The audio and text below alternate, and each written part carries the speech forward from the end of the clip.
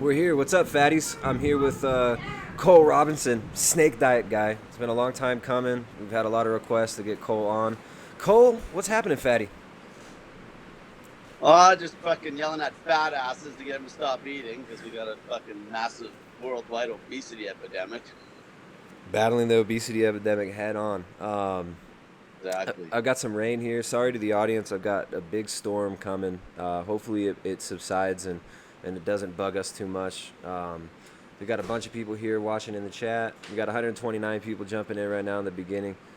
Um, Cole, thanks for coming on, man. What's going on with you? Welcome.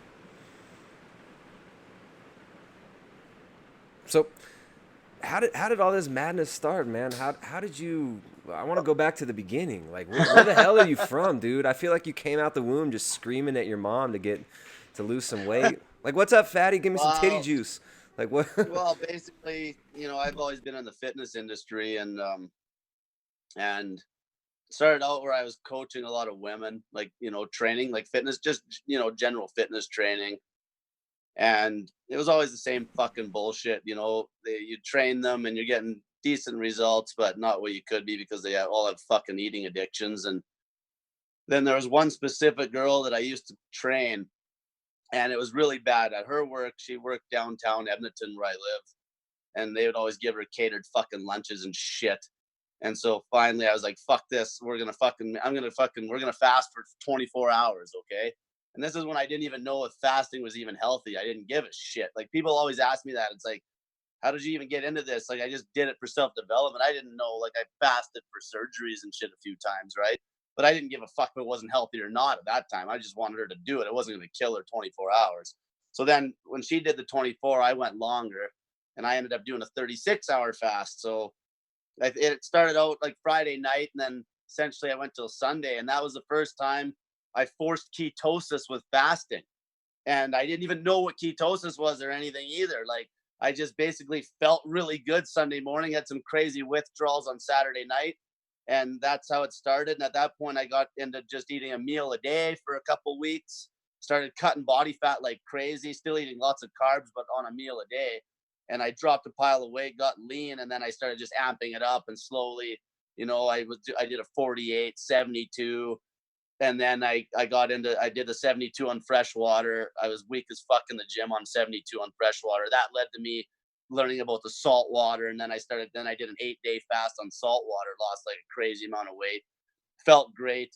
And then so on, and that's when I realized I was onto something where it's like, fuck, salt water's the answer. And then I started fasting people like long periods of time on salt water, and they were losing fat like crazy and feeling good. Where all these people that were just water fasting on plain water would feel like shit because we need the electrolytes, right? If we're not going to be eating any food. When you just started off, was that just straight salt, like a little bit of salt and water? What was the formula So that you had? that's actually a good story. So the way the salt thing started, this is actually so the way I am. I'm always looking for like every scam I can find in the world. So there was a young guy that I was coaching, and I had him doing 48-hour fasts. And this is when I hadn't done anything longer than a 48. And he was eating every 48 hours, and we were and he was holding a lot of water. So we did everything. Like this young kid was tough as nails. Fuck, I had him doing like 3 hours in the sauna to try to like cut water, and we were like, that's when I started getting into dry fasting, even right there, and I didn't even know what I was doing. And then um, I learned about and then we tried using salt to kick water. We were trying to do all sorts of shit. So I had him drinking coffee with fucking salt in the coffee. Like this is before I'm so anti coffee now, it's not even crazy, but we were just fucking around with diuretics and shit because you could feel the water on his gut. Like he was losing the body fat, but he was holding all this water. Anyway, so one thing led to another, and I had him drinking all this salt, and I felt guilty. So then I'm like, well, fuck, I gotta fucking try drinking some salt then and see basically just because just I'm making him do this crazy shit. And so what happened with me is this one night I drank a fuckload of salt water. Like I'm talking like 18,000 milligrams worth of fucking salt.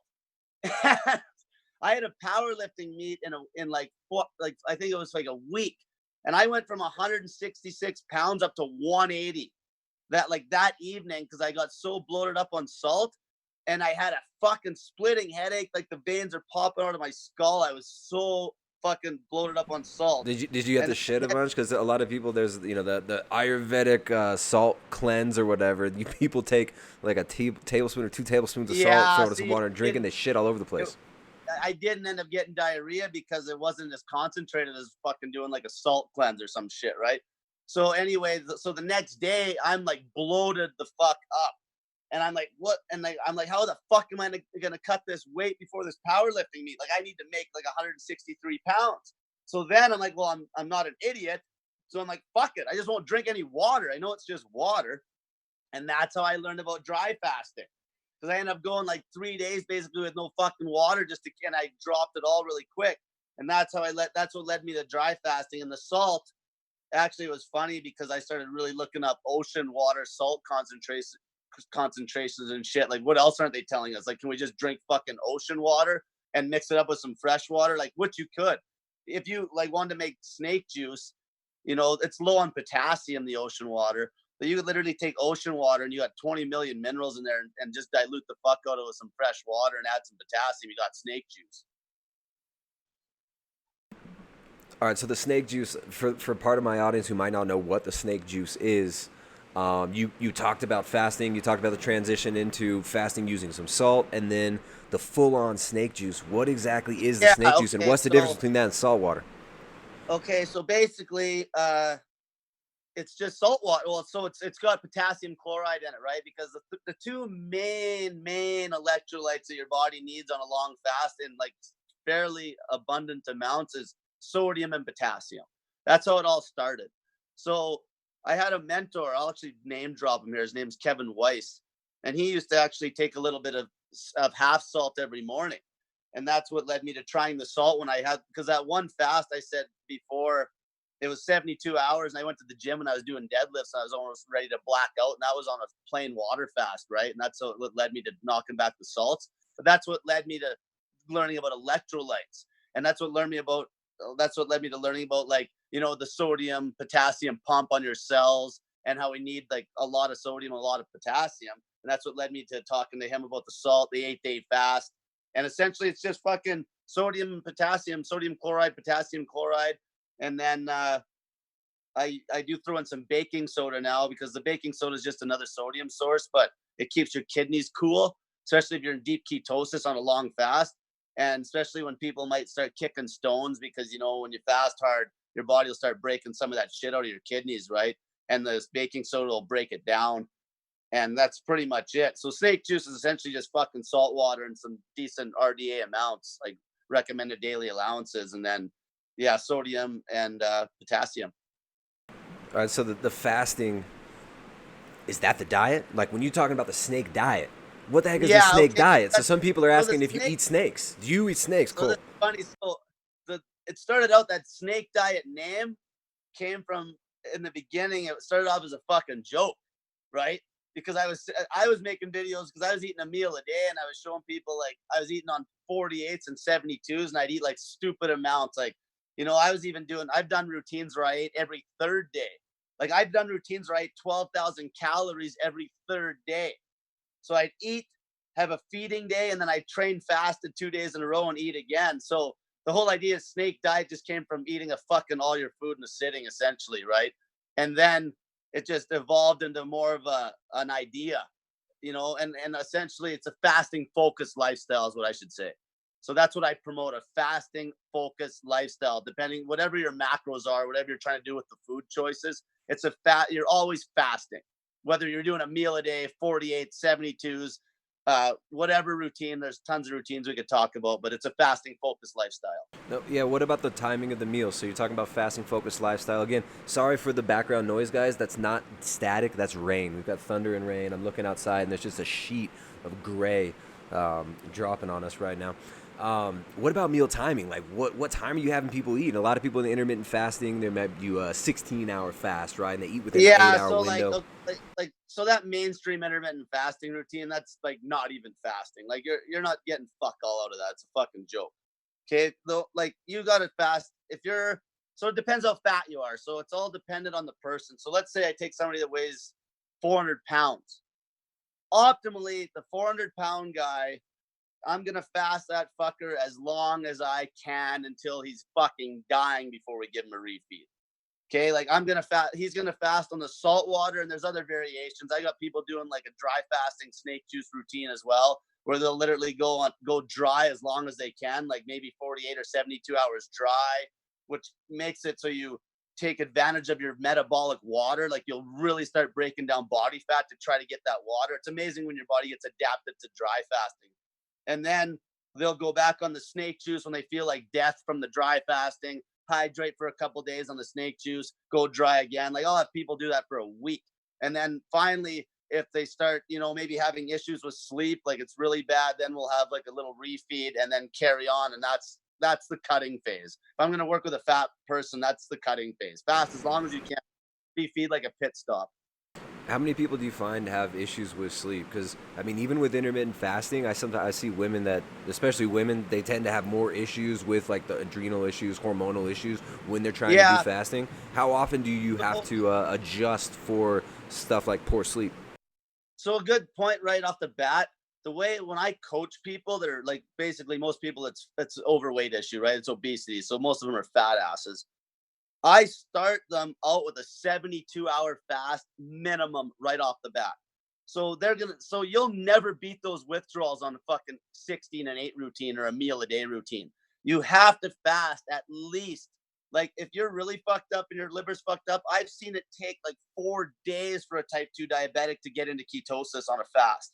So I usually fast most people either till they get in ketosis or at least 48 hours.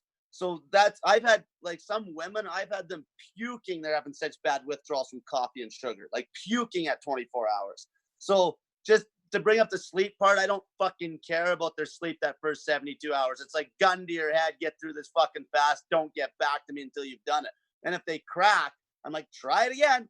Okay. I'm like, try it again. And then once they get through the 72, a lot of times that's when they see the light, right? That's when they've gone to heaven and they feel decent. Now we can carry on. Because contrary to popular belief, like I know in the keto community with fat adaptation and shit, your body naturally gets fat adapted so fucking quick when you do a hard fast. Most hardcore thing you could do is a 72-hour dry fast right off the bat if you want to get real hardcore, and you will be fat adapted like instantly. Your body will be breaking down body fat.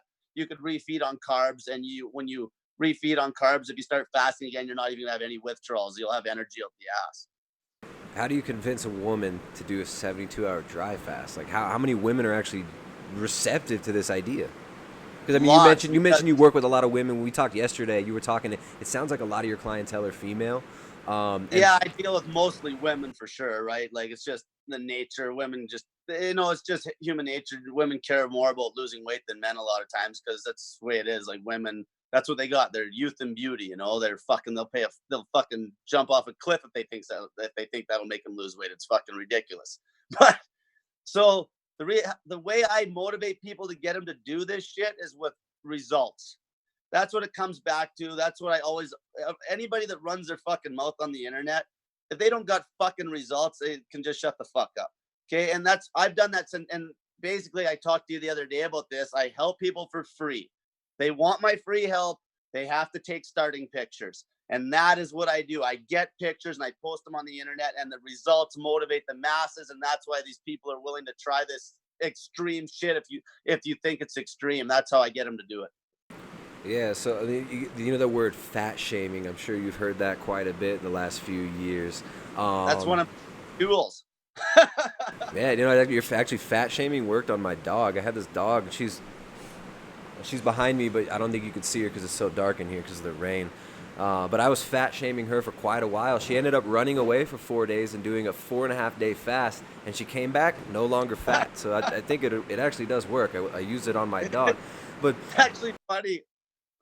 That hey fatty line, you know what's funny? My sister's husband now, actually, before they were married, I used to work with him, and we worked in camp, and the fucking prick, he would always in the morning, like I'd eat like a horse at the time, and I trained hard, and that was before I was fasting, and he would always be like, hey fatty, like in the morning when I fucking see him at the breakfast table. And of course I wasn't even fat, right? It was fucking hilarious. And then yeah, But that's how you trigger people, right? You got to throw the truth in their face. You know, that's the thing. They need to get out of that. Most people are just walking around dead. Like they're just dead. You got to give them that slap upside the head verbally to wake them up, but they won't listen. I just think it's so interesting that so many women are receptive to your message, especially now with like the way that culture has kind of pussified males for the most part. Like, and there's kind of a castration chemically and culturally of men, and it's just so funny to me that it seems like so many women are flocking to you to have you yell at them and call them fatties and and tell them not to eat. Well, it's funny because like, you know, like you say, like getting down that road a little bit, like most men nowadays are a bunch of fucking pussies, and you know, with the fucking soy diet and shit, like they don't fucking, they're not masculine, and women still want masculine men. Like they're not gonna respond to somebody that's a fucking little bitch. They're like, for example, like my videos on YouTube get results. Like my channel is like a product, just the motivation coming from it. Other people, like say if somebody else, okay, let's say you got two women and one woman knows about me and her friend doesn't. If the one woman that knows about me is like, yeah, you just need to fast. You just need to fast and fucking you'll lose the weight. Like, is that woman gonna try it? No, she ain't gonna try it That are because she's like not getting maybe you should bigger. just not eat, maybe you should just fast, maybe. Yeah, Yeah. you know, you need, and then so that's why people send their friends my videos and then they just get hooked because it's like, you know, and plus the other thing is I do the experiments. That's the other thing. So that's why people that run their mouth on the internet and they're fucking bring up their fucking science, like shut the fuck up. Like I do these fucking experiments till I'm damn near to death sometimes. Like I've done a 7-day dry fast. My craziest fast I ever did was a 5-day dry fast. And I went into that dry fast at probably about 7-8% body fat at 168 pounds. And I cut down to 156. Like I thought I was going to fucking maybe die on the 4th night. Like it was fucking hardcore. Why But did I you do didn't give that? up. Why'd you do that? Because I mean, at 160, I know you said yesterday when we were talking, you're 180 now, and you're pretty jacked, and you're not a fat ass. Why from Yeah. 160 did you feel a need to fast? What made you Well, no, do that? because at the curiosity, because at the time that's when I got into dry fasting and I had done, I got motivated to try it. And I'm like, well, fuck, I'm not gonna fuck around trying to gain 10 pounds for this first one. I'm like, I was 163 before, and I started at about 168. So I'm like, I shouldn't lose too much more than that in the 5 days. But fuck, you lose weight. Like, there's no faster way, period, to cut body fat over dry fasting, especially if you introduce cardio, like steady state cardio into that. Your body will just chew up fat trying to get water. It's unbelievable how fast you can fucking lose body fat. I dry fast every day right now. I'm on a meal a day, but I still dry fast basically 21 hours a day. So you're only eating within like a 3-hour window. You're dry fasting for the rest of it. You drink water like right after that meal, or what? Yeah, so essentially, I don't even drink any water hardly right now because I hydrate off all the fruit that I eat. So usually it's a tighter window than that. Actually, I'm probably closer to 2 hours right now. So what I'll do is I'll dry fast all day, train dry and everything. Like I'll train dry. The odd day I might break the dry fast if it's like if I got a plan, like a really heavy deadlift set or something, I might have some water, but not very often. And then I'll get home and I'll eat the raw meat I told you about. I eat lots of raw steak, and then I'll eat a bunch of fruit. Now, because from experience, I know how much fluid I need to get through the 24 hours. I need probably about 2.5 liters of fluid. And most of the fruit I eat is basically 99% water, right? And actually, I did a routine one time where I did a bacon dry fast routine, I called it, where I went dry all day, trained, and I ate bacon and cucumbers at night. And I ate like 2.5 kilograms of cucumbers to hydrate myself. Didn't drink any water for a whole month. You made a video about that, right? I think I saw a video of you eating a bunch of raw bacon. Was that the same time you were Yeah, doing that? that might have been. Well, no, that one was a little newer when I was eating the raw bacon. That was just to fucking trigger people eating raw bacon. I mean, so there's certain things that you do just to trigger people, right? I mean, Well, the thing is, yeah, I'm kind of a prick that way, and it's funny because I find the answers to things by trying to do that. It's like, let's see if I can trigger people with this, or you know, even like the rotten liver we're talking about, like the high meat. like most people, there's a few guys on the internet that are doing that, but like I just like doing things like that because that obviously is going to motivate people to just face fear. Like that's pretty much what I do at this point. I pretty much motivate people to face their fucking fears, face their fear of judgment, face their fear of death, face their fear of fasting, face their fear of going out without water, face their fear of being naked on the internet. Face the fear of being a fatty. Exactly. Hey, I got a couple of super chats already. We'll read the super chats for you guys in the audience. Gary Russell says, try it out. Not sure what he's talking about there. And then PG says, Cole is the best fat shamer. So you're the best fat shamer, Cole. And and it's funny because when I very first started making videos, like you don't think about deliberately fat. See, you can fat shame and not give an answer though. That's the difference between me. Because I'm like, you're a fat fucking pig. Here's how you fix it. Right? I'm not just calling people names and then not giving them a way to fix the problem. Right? It's like you're a fat pig, stop eating, follow my YouTubes, watch me fast. I did a fast there recently where I lost 35 pounds in 2 weeks. That was fucking pretty hardcore. Wait, so you were down to like what, 145? No, I actually deliberately. So that's the other thing I'm good at. I don't just fast my ass off to lose weight. I fucking gain weight really quick to do these experiments. So I got up to 206 in about 6 weeks, eating like a fucking pig. And then I cut from 206 down to 168 in 15 days on a 15-day fast. And you weren't dry fasting, right? You were drinking the snake juice in that fast, right? The electrolyte water. That one I was drinking snake juice for the first 10 days. But then I promised my following that I'd fucking lose 35 pounds in 2 weeks. And I seen the pattern and I was holding some water and I was down there's no way I was going to make it by 15 days. And I'm like, fuck this. If I try to stretch this into a 20-day fast, it's going to be a nightmare. Okay. Because I was getting lean. So I'm like, fuck it. I went 5 days dry. So I went 10 days on snake juice and then 5 days dry with no activity. And I got down to what I fucking said I was going to get down to in fucking 2 weeks. That's crazy. So you mentioned, I mean, how many people would be so afraid of? I'm just thinking of the people in the audience who would be totally freaked out to even dry fast for one day. You dry fasted for 7 days. Yeah. So the 7-day dry fast, I started that one at 190 and I cut down to 165. So I gained weight again for that one, but not as radical as that 15-day fast. I gained, and I actually gained that weight fasting. Like I was eating, see, I can eat a lot of food, right? So I can get up to about 190 eating a meal a day if I eat as much as I can stuff in my gut in an hour. I can actually gain that kind of weight because I can eat enough in a sitting. And yeah, so I went dry for 7 days and that was a pretty good fast. Like I still felt pretty decent on day 7. Like that one, if I would have had somebody at the house with me, I probably would have pushed it to 10. But I was like, I better break this. Like I fucking, I was feeling pretty weak at that point and there's just no one around or fuck all. So I just didn't want to die. So if there's someone around, it would have been okay. You would have kept going. Well, it all depends how fat you are, right? Like if you're fat, it's not an issue. We're good. Yeah, good old Ecuadorian weather here. It's kind of infrequent that it's like this. So hey guys, if this stream suddenly gets cut off, Cole, if it suddenly gets cut off, I'm so sorry, man. I wish I could control the weather, but I don't have that kind of money right now. But let's see. Let me make sure everything's good. I think we're still live. Okay, I think we're good. Yeah, I've had some people do some pretty crazy long fasts on that salt water though. Like I've had people, go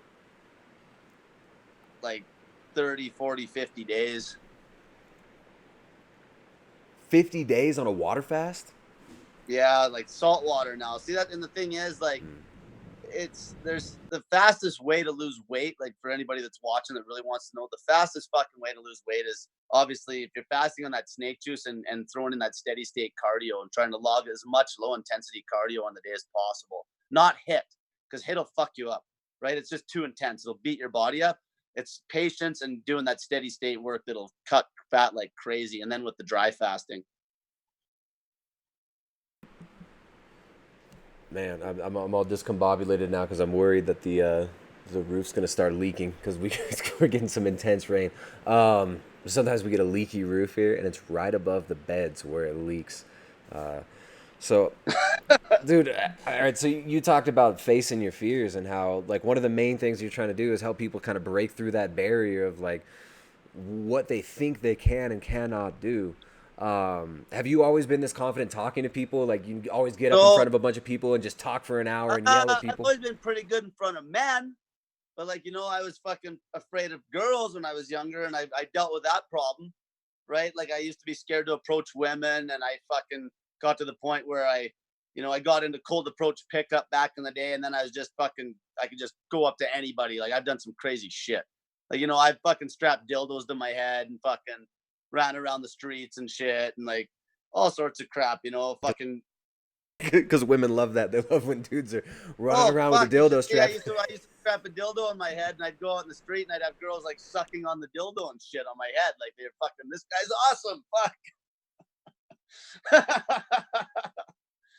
I've Oh just man. done all sorts of shit. I fucking yeah. Like it's all self development, like social anxiety work, right? That's kind of where I came from. And then you beat that problem, and then one thing leads to another. I used to work in the oil and gas industry. I made a lot of money. That was a fear that I faced. I quit my fucking job because I hated it. It wasn't helping my health. I worked shift work, moved to Edmonton, Alberta to be a fitness trainer and make fuck all from a job where I was making like 150 to 200 grand a year. People thought I was nuts, and that's they're the like, who's nuts? The person that's fucking trying to have fun and like live a life, or the people that are fucking working a job till they're 65 years old just to die in 3 years when they fucking retire, right? So you left a pretty well-paying job where you Yeah. could have pursued like a long-term career, um, to yell at people for free.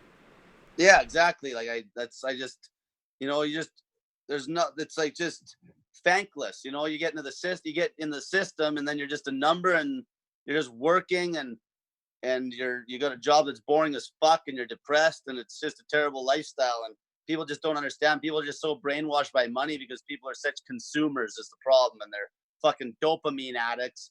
Like I did a talk about dopamine there last night a little bit, but today I did another video about it, and that's one of the biggest things. People just are completely brainwashed by fear. The system uses fear to scare people. Like that's probably one of the worst things about the internet. The internet can be good if people follow guys like me or you, or people that are trying to fucking help them with facing fear. But in the same sense, everybody's scared of something too, because you can always find confirmation bias saying that, oh, this fucking thing will kill you, this fucking thing will kill you. Like people are scared of everything. They live in complete fucking fear. Right? People are scared of not being scared of the right things, right? People are scared of what Yeah, other people are thinking. People are scared of other people's thoughts, which they have no idea is what's going on in somebody else's head, and they're constantly yeah, worried about it. Oh, does this person accept me? Oh, does this person like me? Oh, is this person gonna love me? Oh, did my daddy love me? Did my mommy love me? I think I definitely think you're onto something there, man. I think last night in your live stream when I jumped in, you were talking about a lot of this stuff with the dopamine, and you were talking about the connection of dopamine to pornography and how so many men oh are fuck. totally addicted to porn. Like I was a porn addict. Fuck, I grew up in a small town, Drayton Valley, Alberta, is where I'm from, Canada, and I had no internet, no nothing until I fucking graduated high school. And then first year university, I had high speed internet, and that was the year 2000, and that was in the year 2000. And I fucking was hooked on porn like every other fucking dipshit in that school. It was fucking insane. Yeah, the same thing, man. I And it, remember when I went to college, we had high speed internet, and that was just when they started doing streaming porn videos. That was in 2005. That was freaking insane. I mean, I used to spend it, hours just consuming.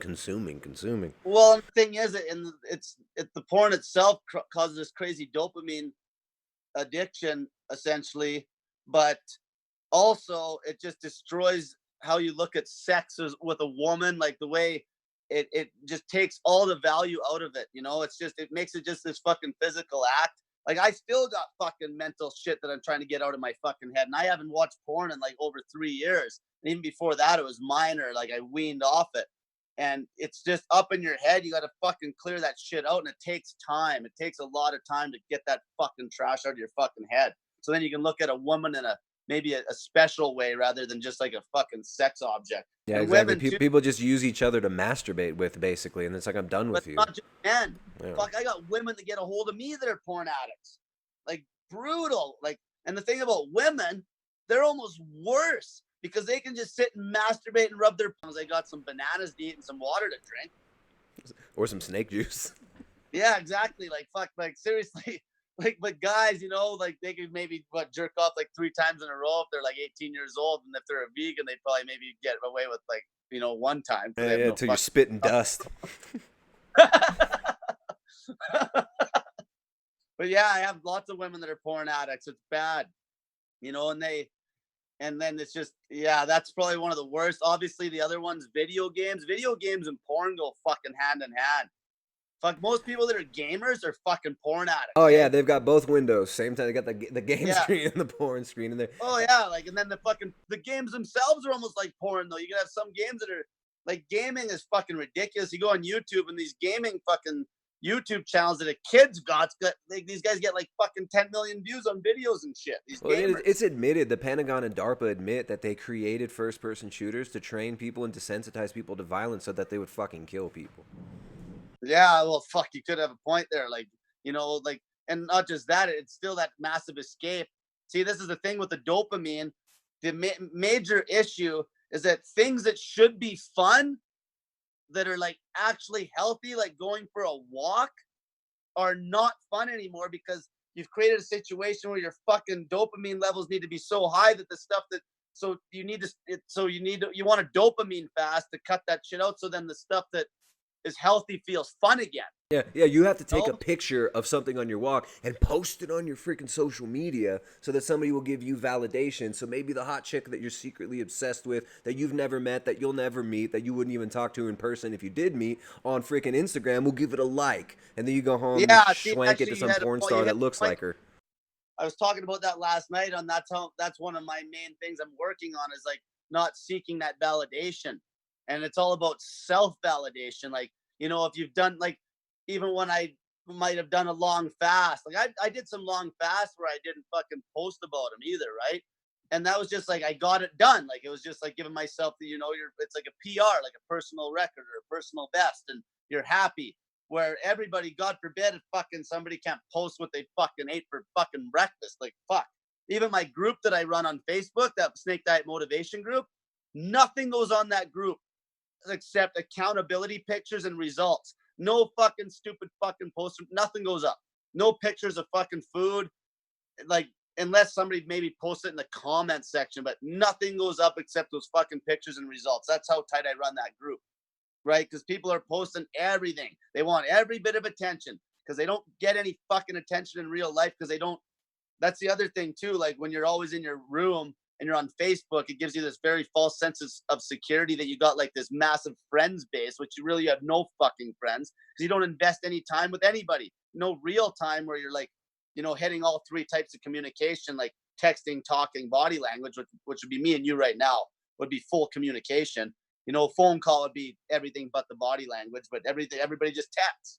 You can't fucking build a relationship through text. And like, you know, people can die on the internet.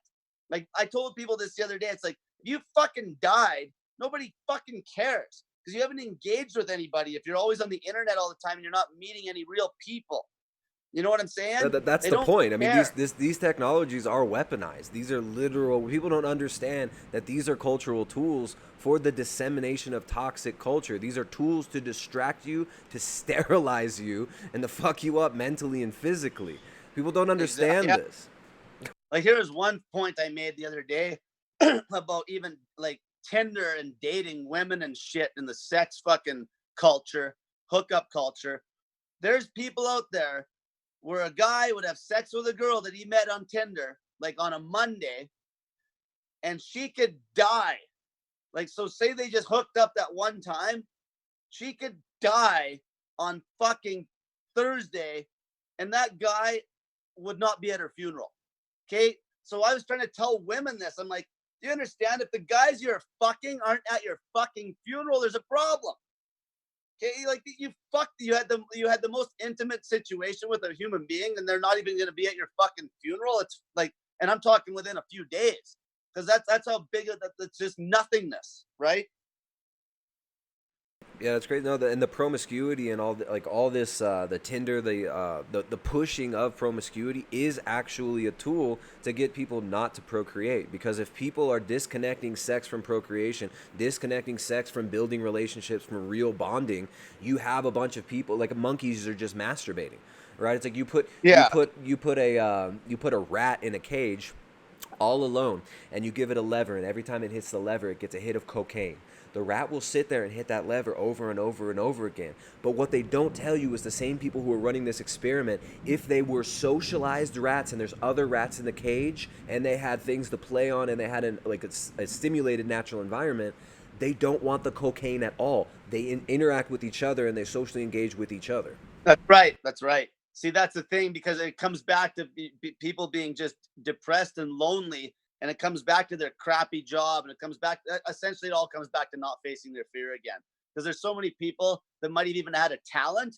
Like when they graduated high school, they might have had a fucking really good talent, but everybody's like, "Oh, you're not gonna make any money on that fucking talent. Go fucking get indoctrinated by the school system." And then get your stupid cubicle job and think that you're fucking got this big career, which is just a waste of life, and they could have been like a decent musician. Because end of the day, I try to teach people this minimalistic way of living where you don't hardly need any money anyway. Like I like, and if you give enough value, you might even get lucky enough to have a place for free to live. Like I live for free. I only pay for food because I give that much value to people. That's people don't get it. People always attack me on my marketing strategy. It's like, what the fuck? Do you have any fucking idea what I'm trying to do here? I don't think You people know, if understand that your marketing strategy is to actually give everything away. That's well, what's there is so no. funny about Cole's marketing strategy. It is an anti-marketing strategy, and people, people like to shit on my channel and stuff. I mean, I got an army of people in my blocked list who hate my guts. If I comment on any other video outside of my channel, I get hundreds of these people, and they think they know everything fucking about me. But what's funny is it's like you've got a similar. You take it so many steps further than what we've done. Like for a long time at the end of my videos, I tell people, get off social media, get off Facebook, close your freaking Facebook account, get off the freaking Netflix and go talk to your neighbors and live your life. And people are literally commenting like, dude, you're on YouTube. You're on it. It's like, yes, and I'm telling you, get off. Like, watch my video, get off of YouTube. Go live your life. I don't want to see you in my chat every time I come online. I don't want to see that. I want you to get the information, move on, and go freaking live and go create a culture that's not destructive and toxic.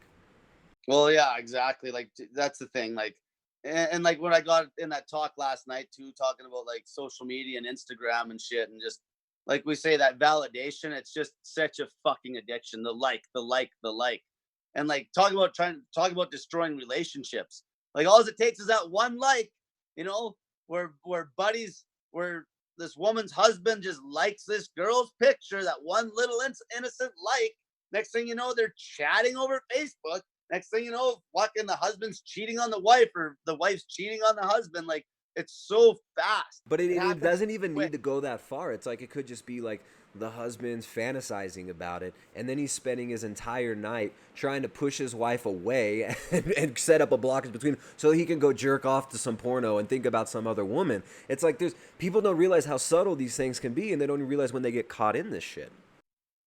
Yeah, there's like I've helped lots of guys get off porn, you know, and like and lots of them like fuck. I've had guys that were so hooked on porn and watching such fucking dirty, like hardcore porn that when they finally actually went on a date with a girl, they like were ready to have sex with her and they couldn't get it up because the porn made them feel so insecure because it was so radically aggressive that the guy couldn't get a hard on to fuck the chick. Like crazy shit. Like it, because that porn just makes you feel like it can just make you feel so like no confidence at all. It can completely destroy your confidence because it's just not what sex was supposed to be like.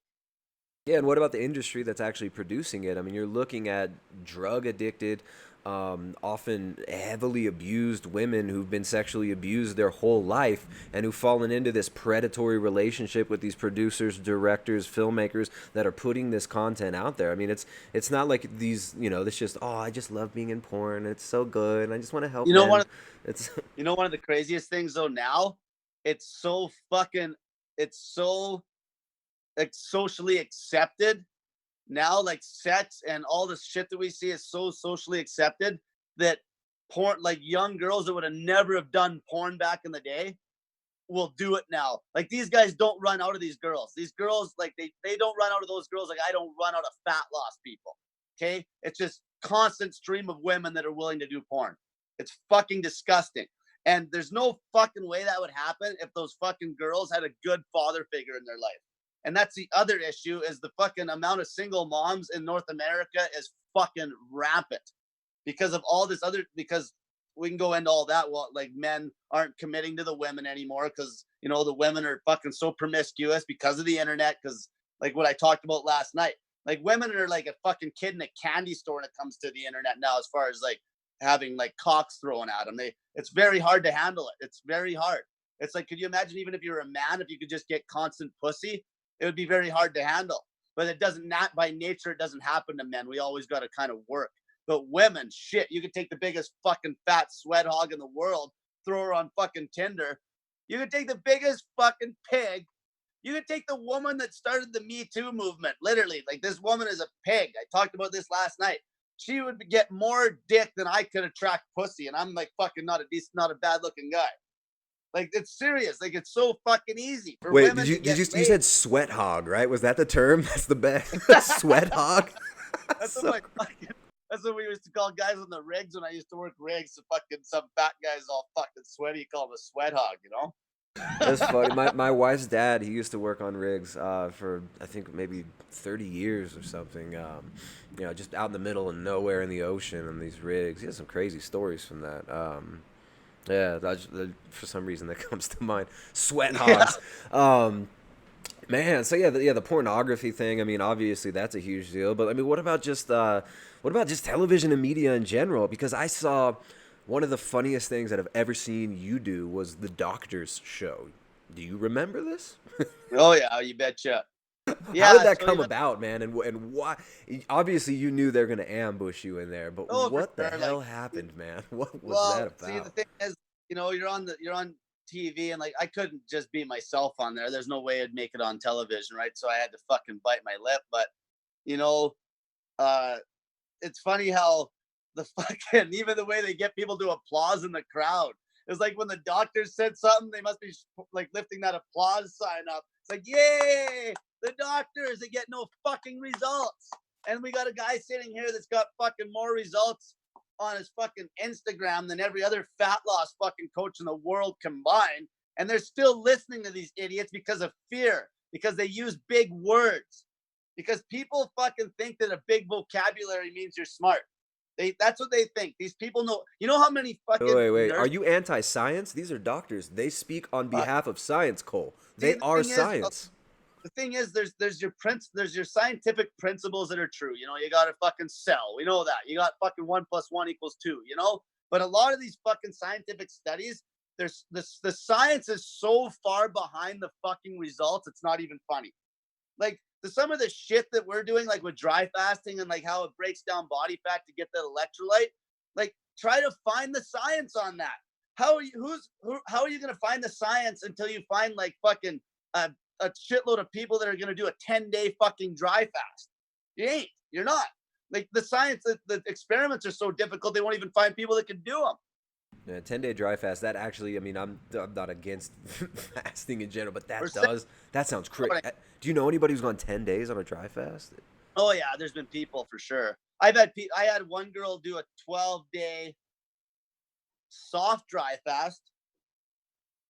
So soft dry fasting is when you can still have showers, and it makes a lot of difference. Like if you did a 7-day hard dry fast versus a 7-day soft dry fast is a fair difference, because if you went and jumped in the ocean on a 7-day dry fast and you just got in the ocean, your body it's amazing at soaking up electrolytes through your skin.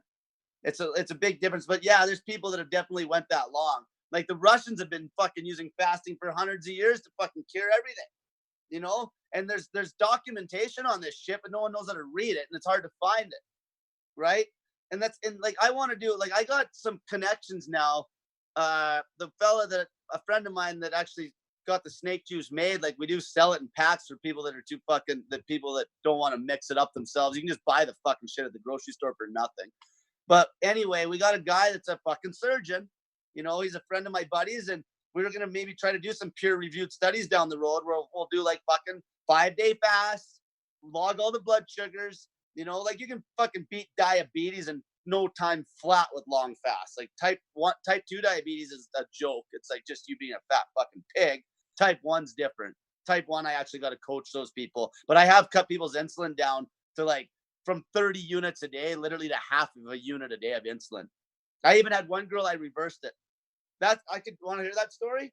Yeah, man. Yeah, I love to hear the dramatic transformation stories, and I know you share a lot of that in your Facebook group. Which I love the way you run your Facebook group. You tell them to get off of Facebook, just put your accountability pictures here and get the hell out of here. I think it's a good thing. If you're gonna go on any of that shit, try to keep it in a tight window. But the type 1 girl, so this is how useless the system is.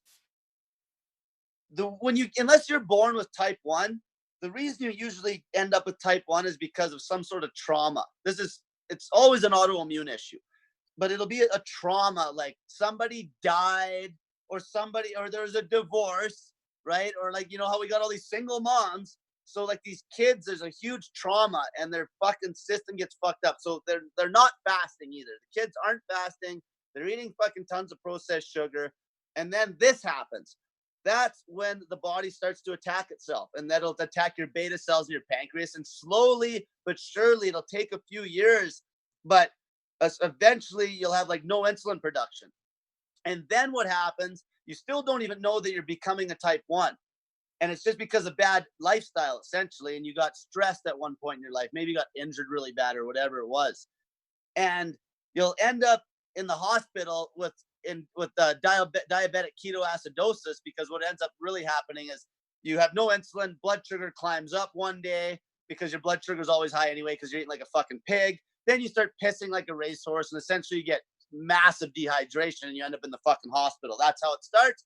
Then they diagnose you as a type 1 when all they needed you to do is fucking fast, and fucking your pancreas would start to rejuvenate. At that point, you can reverse it at any.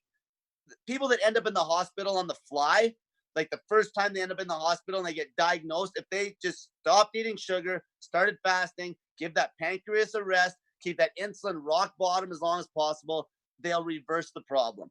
So this girl came to me a week after. They already had her on a pile of insulin, and that's what happens. They throw you on the insulin. That's what completely fucks you, because now you end up getting crazy insulin resistance, and down the road that'll happen, and then you're fucked at that point. So she got a hold of me, and I had her off the insulin in 7 fucking days. I had her fasting, and so the way you can tell is how you recover from eating some sugar, like even some fruit. So if the girl could basically eat an apple, and her blood sugar would spike up for sure, right? If it'll chew itself back down on that fasting window, whatever it is, 20, I usually do 20 like meal a day for those ones usually, because sometimes they might, it's more cautious to do a meal a day with them. Sometimes I'd have some hardcores that try to go 2 meals a day, or 2 meals, a meal every 2 days. But anyway, her blood sugar started creeping down. Right then, I'm like, you're still making insulin, for fuck's sakes.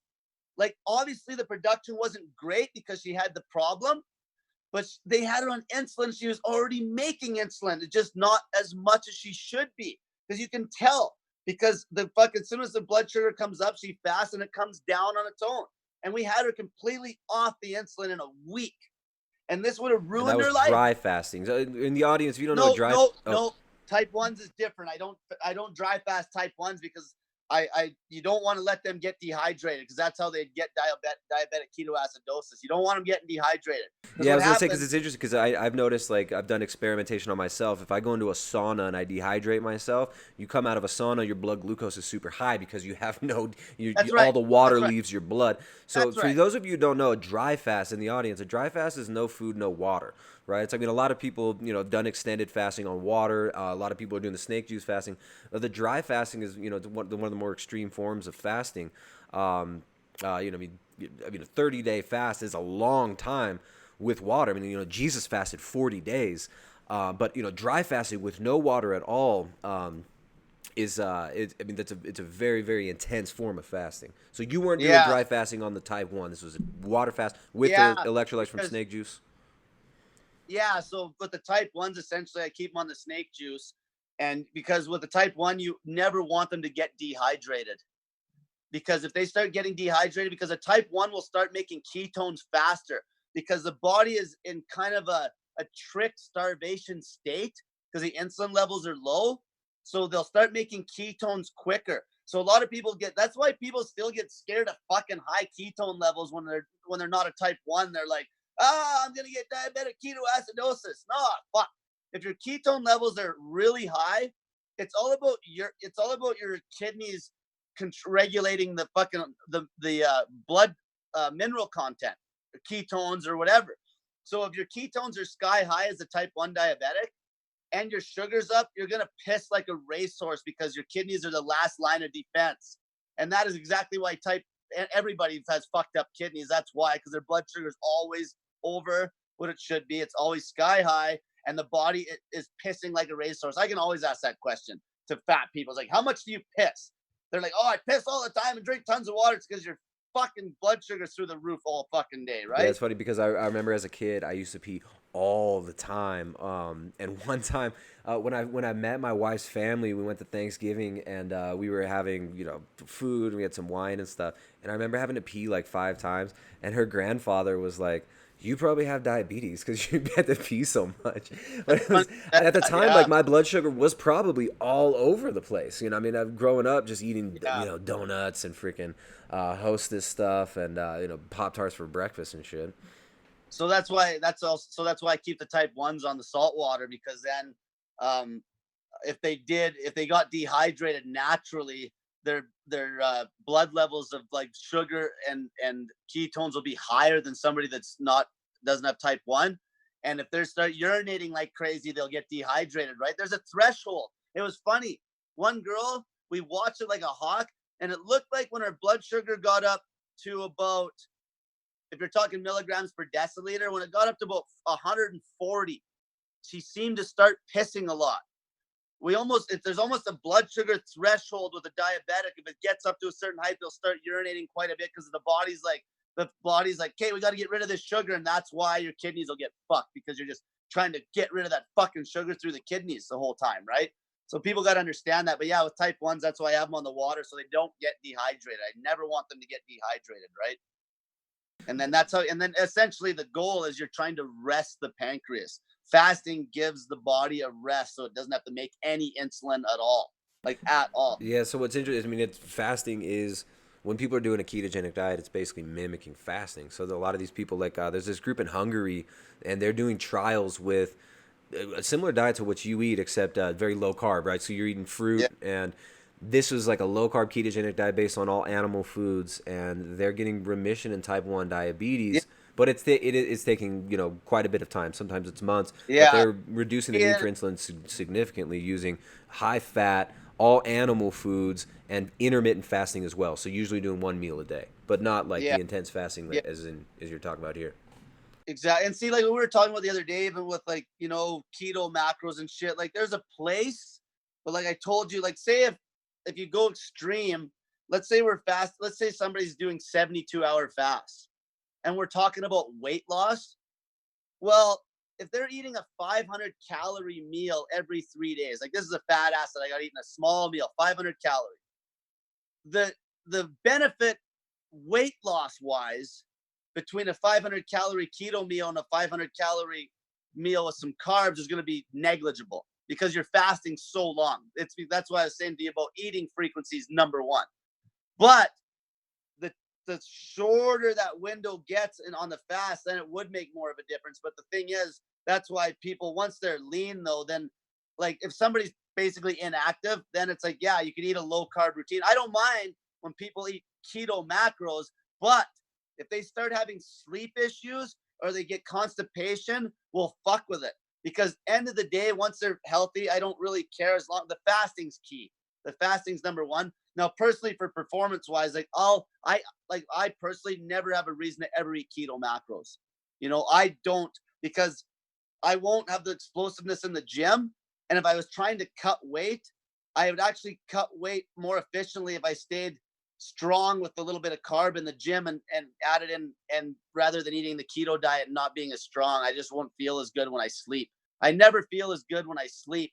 Like I don't sleep as well as when I have like a little bit of fructose. It doesn't have to be a ton, but yeah, keto macros have their place for therapeutical use for sure. Like, Yeah, it was just an example of like, that there are trials where people are, doing scientific studies showing that what you're talking about is working, right? Basically mimicking a fasting state with that diet is what they were doing. yeah. See, that's the funny part though. Like you say, I get fucking pissed. Like the fasting mimicking diet, like the actual fucking, what was that, Longo? Yeah, Like longo, just Volta that's longo, the, yeah. that's the, like don't just fucking fast. Like this is what they used to do with epileptics back in the day. They'd throw them in a fucking goddamn padded room and starve the fucking demons out of them. Is what they would do. That's what they did. They fucking didn't feed them anything. They just starved the fuck out of them until they didn't have any seizures. It was always fasting, right? So the problem is, like, if people want to go super low carb, if they feel good eating keto and the bowel movements are good, and it's somebody that's somewhat sedentary or whatever, it's fine. But like I say, in time, after a while, I've always had issues with people. It's like sometimes you got to put the brakes on the ketosis. Sometimes it's like fucking you're in ketosis for just too fucking long, and then they start losing sleep. They just don't get as rested. It's like your cortisol is naturally always going to be somewhat higher. Yeah, exactly. That's when you're fasting, your cortisol goes up, right? When you're fasting really intensely, you're gonna have adrenaline going up, you're gonna have cortisol going up, and those are all liberating the fat, burning the fat. So a lot of Yeah. people, they have trouble. A lot of people, like you said, like 3 days sometimes of fasting might stress somebody out, as far, not stress as in like you're gonna die, but your hormones are kind of out of whack, and it makes it really hard to sleep for some people.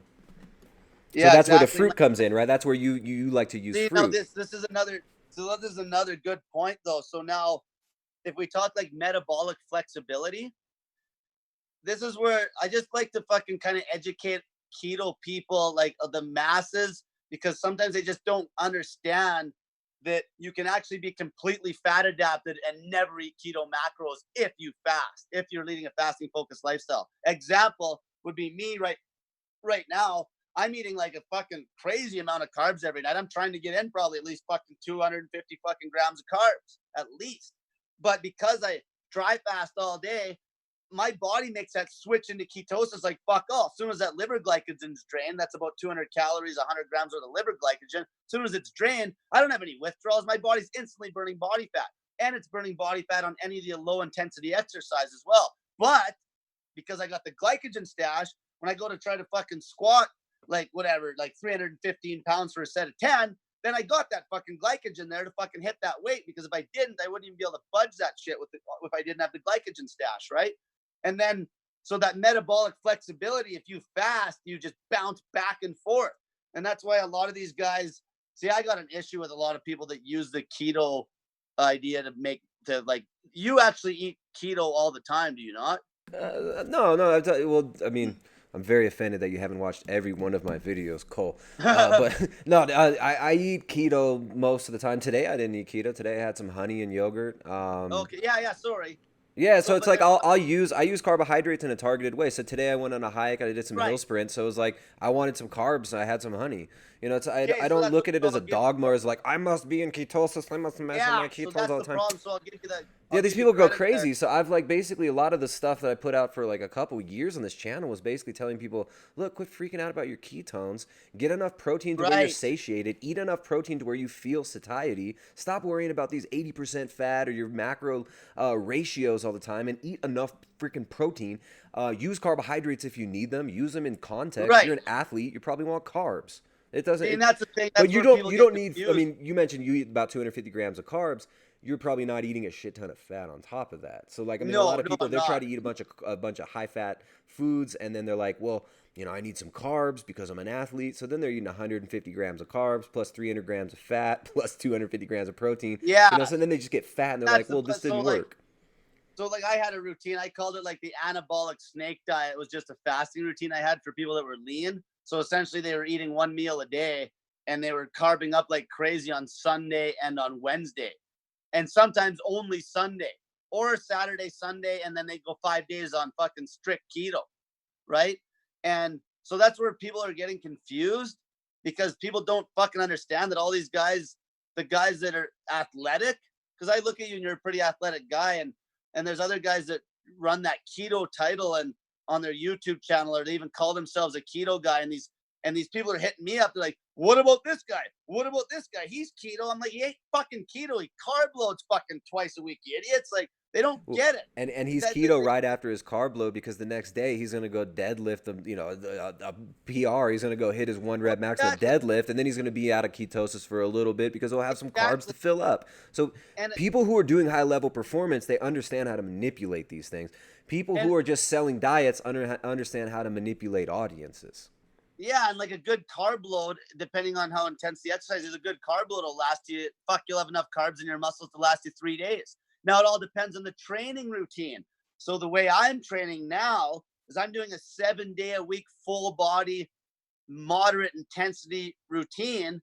So I want carbs every day, and I want it flat. I don't want to yo-yo my diet. I don't want to have big carb loads like in the week like that, because it fucks with your bowel movements too. Yeah, so well, then also you're burning fat for so long, and the fat actually does interfere with the beta cell function, and that's because when you're fasting, you don't need high blood glucose, you need more fat, right? So when you have fat in the blood, you're not going to use glucose as well. It's just a natural response. It doesn't mean fat's bad. It's like when you're fasting, you're burning fat, and fasting is one of the best things for us. We know this from thousands of years of People just get very confused about how a lot of these guys do carb load, right? And and then with me, like right now, like I say, I'm eating a meal a day right now, but I've done some of the routines I've done, I can even talk about this real quick.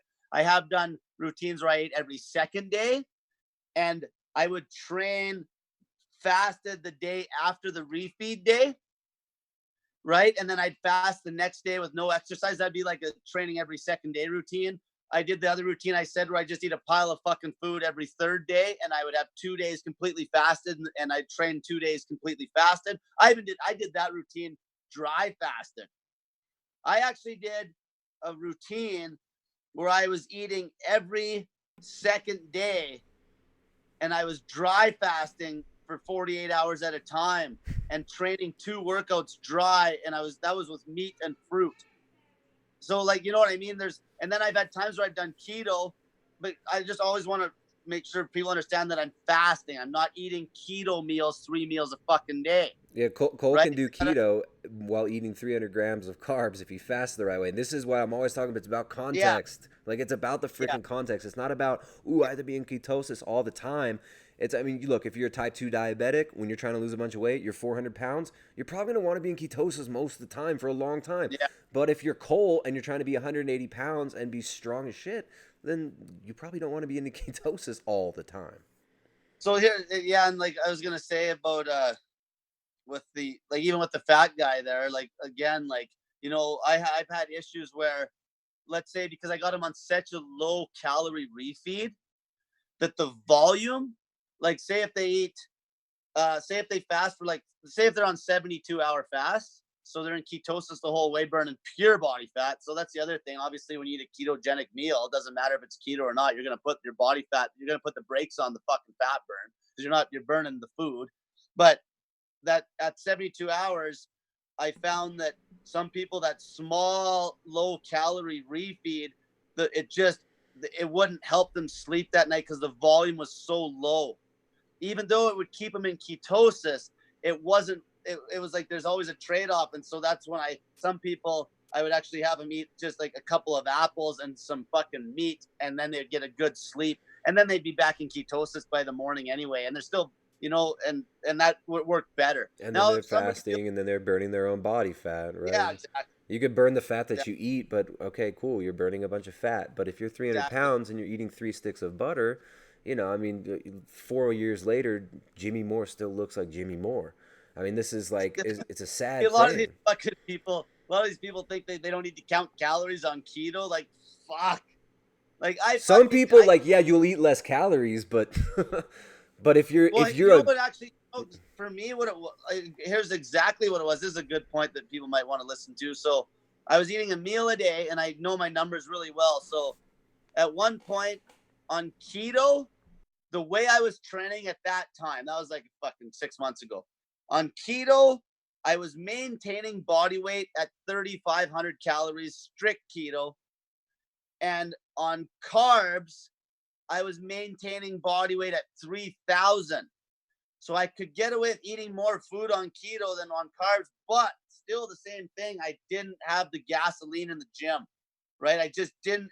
I felt good, but I didn't have that jam. I never had that swell. The pumps weren't good. What if you increase your protein by like 50, 60, 100 grams and you ate more protein? Now that's the thing. Remember I told you how I did those experiments where I cranked the protein? Like I was eating 400 grams of protein every night. I was eating 1,600 grams of steak every night. And yeah, I felt pretty good there. But the problem was with that routine is I fucking just, the bowel movements didn't feel right. And like there's things that I felt pretty good in the gym, but it was the bowel movements. It's just the speed that the food was going through my body felt slow. So as soon as I went back to when you say felt slow, was it like actual symptoms? Because what I notice, Sean Baker likes to talk about this too. We talked about this yesterday, like less waste, so maybe less frequency is needed. Do you think some of that's just, I'm used to shitting right now and I'm not shitting right now, so I think something's wrong? As long as I ate, if I was eating a meal a day, at the one point I was actually, here's actually what I was doing on this routine. I was eating this one I experimented with. I was like on 1,500 calories, ultra lean though. Okay, I didn't want the fat. I wanted the calories low. So I was trying to hit a good 200 grams of protein. I was eating raw steak and raw liver, and the bowel movements doing that routine were pretty regular, usually every day, maybe even 2 days on that much of a cut. And it was like plop, and it was okay, right? But it was when I was eating.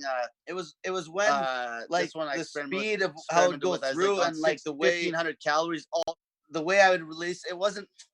It was hard. It's hard to explain. It just didn't feel like you're getting full. What's that word I'm looking for? Like that satisfaction when I'd go. It's not like I'm just getting emptied out.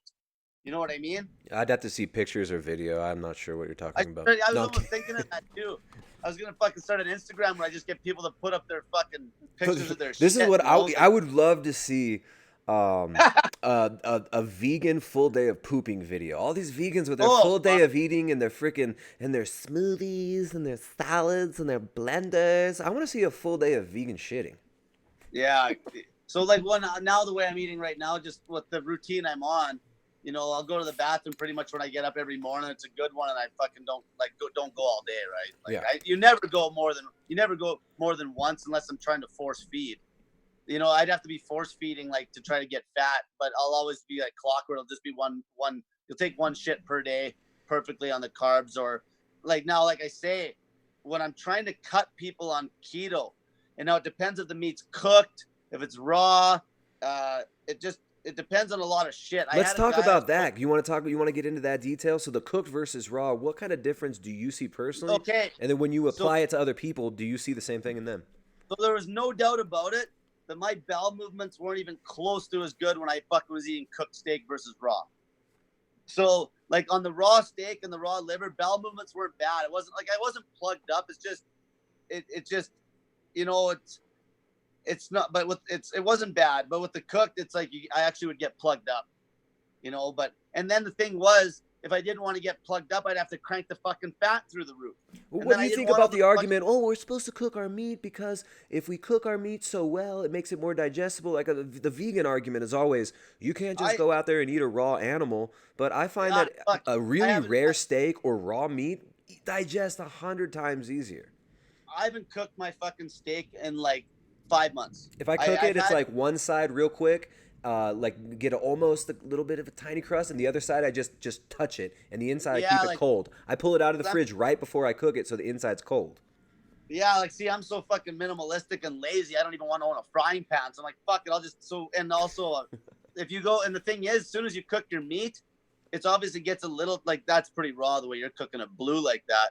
But like a lot of people want it more cooked, and so what it allows me to do when I eat it raw is it allows me to go to the fucking store and buy stew meat, which would normally be so fucking tough you can't even chew it cooked, but it's fucking raw. It's perfect. I'm getting like a kilo of fucking meat for like $11.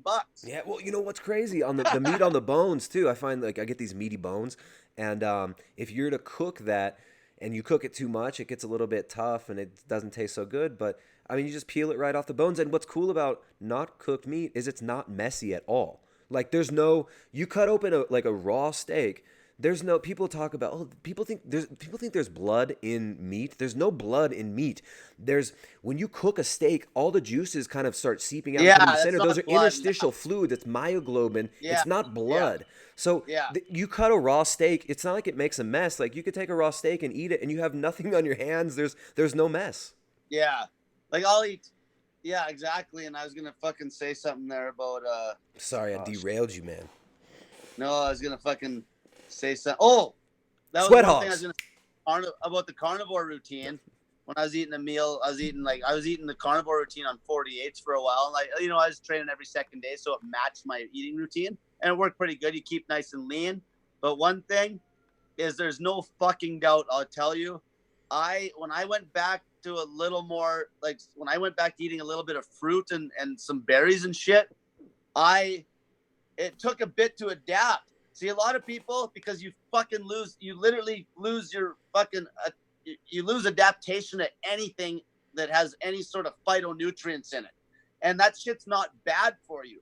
Like we evolved to be able to eat some poison. That's why we're so fucking tough. So I feel after if you're on strict carnivore for long enough, you'll literally turn into a bitch and won't be able to eat anything without fucking problems. And I'm already seeing it because a lot of people that are going strict carnivore, that hormesis effect isn't happening. They're not giving their body anything to like that'll give it a little shock value, and they'll end up being so sensitive. Basically, the sensitivity will go up on like almost anything that they could eat when they were like younger, if they're eating like more different fucking plant foods or whatever in the fucking meal. Like I was having some issues, but I knew I'd get over it because I was smart enough to know that I'll adapt again, and now I'm fine.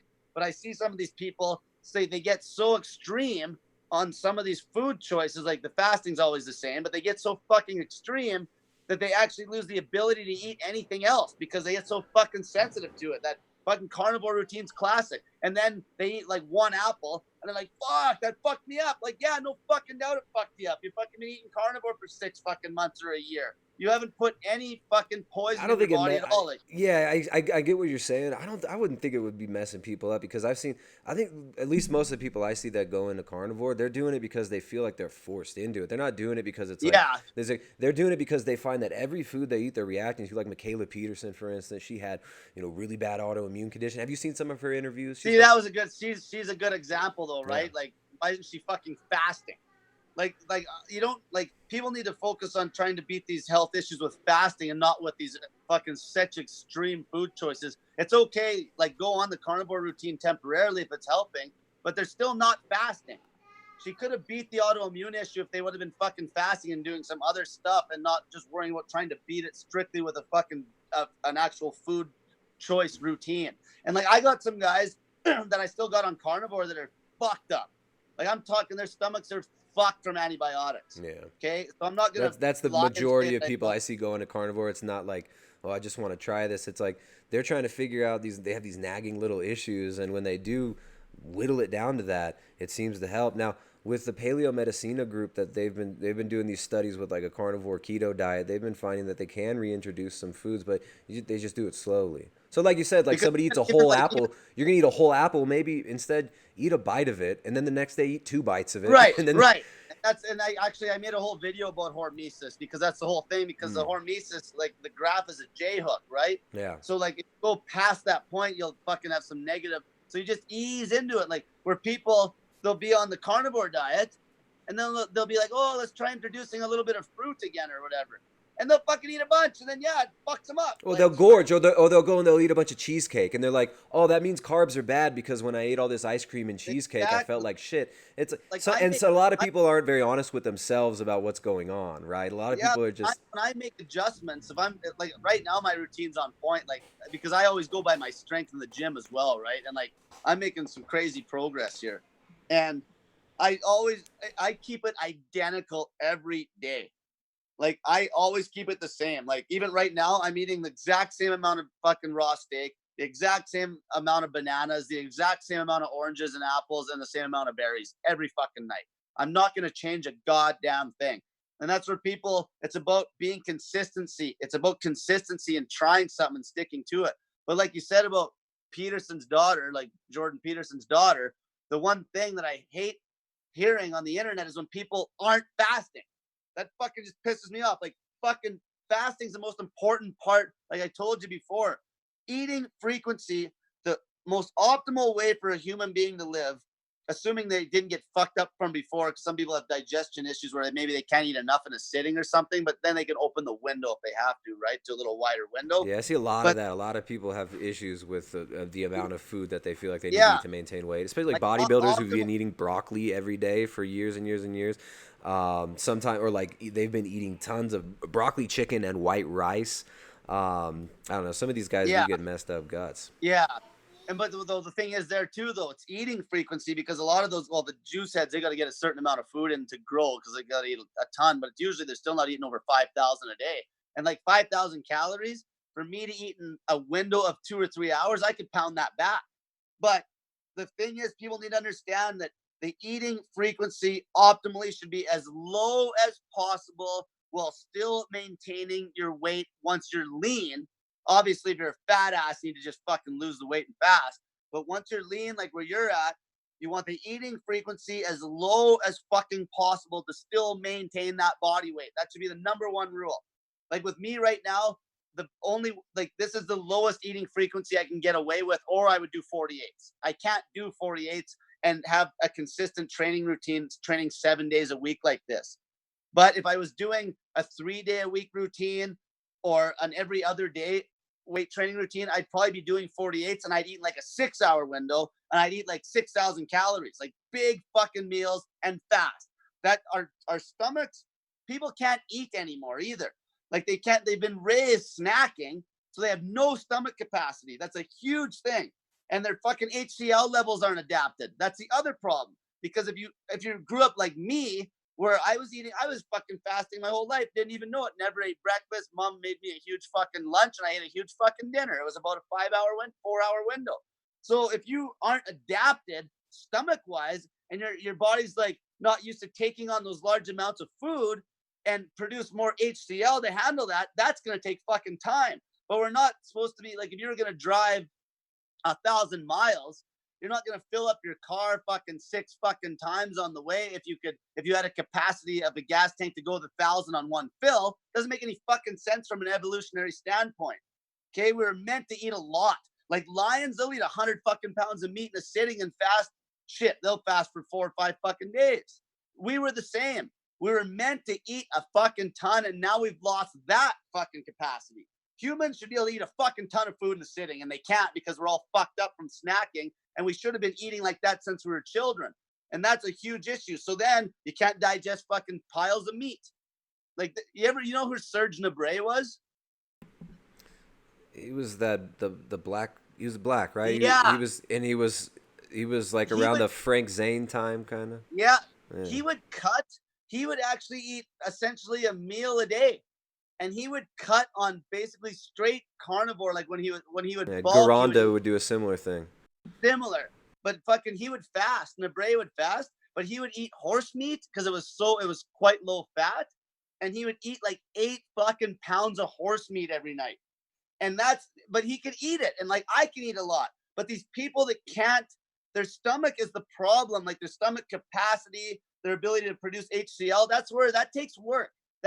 You got to fucking force food.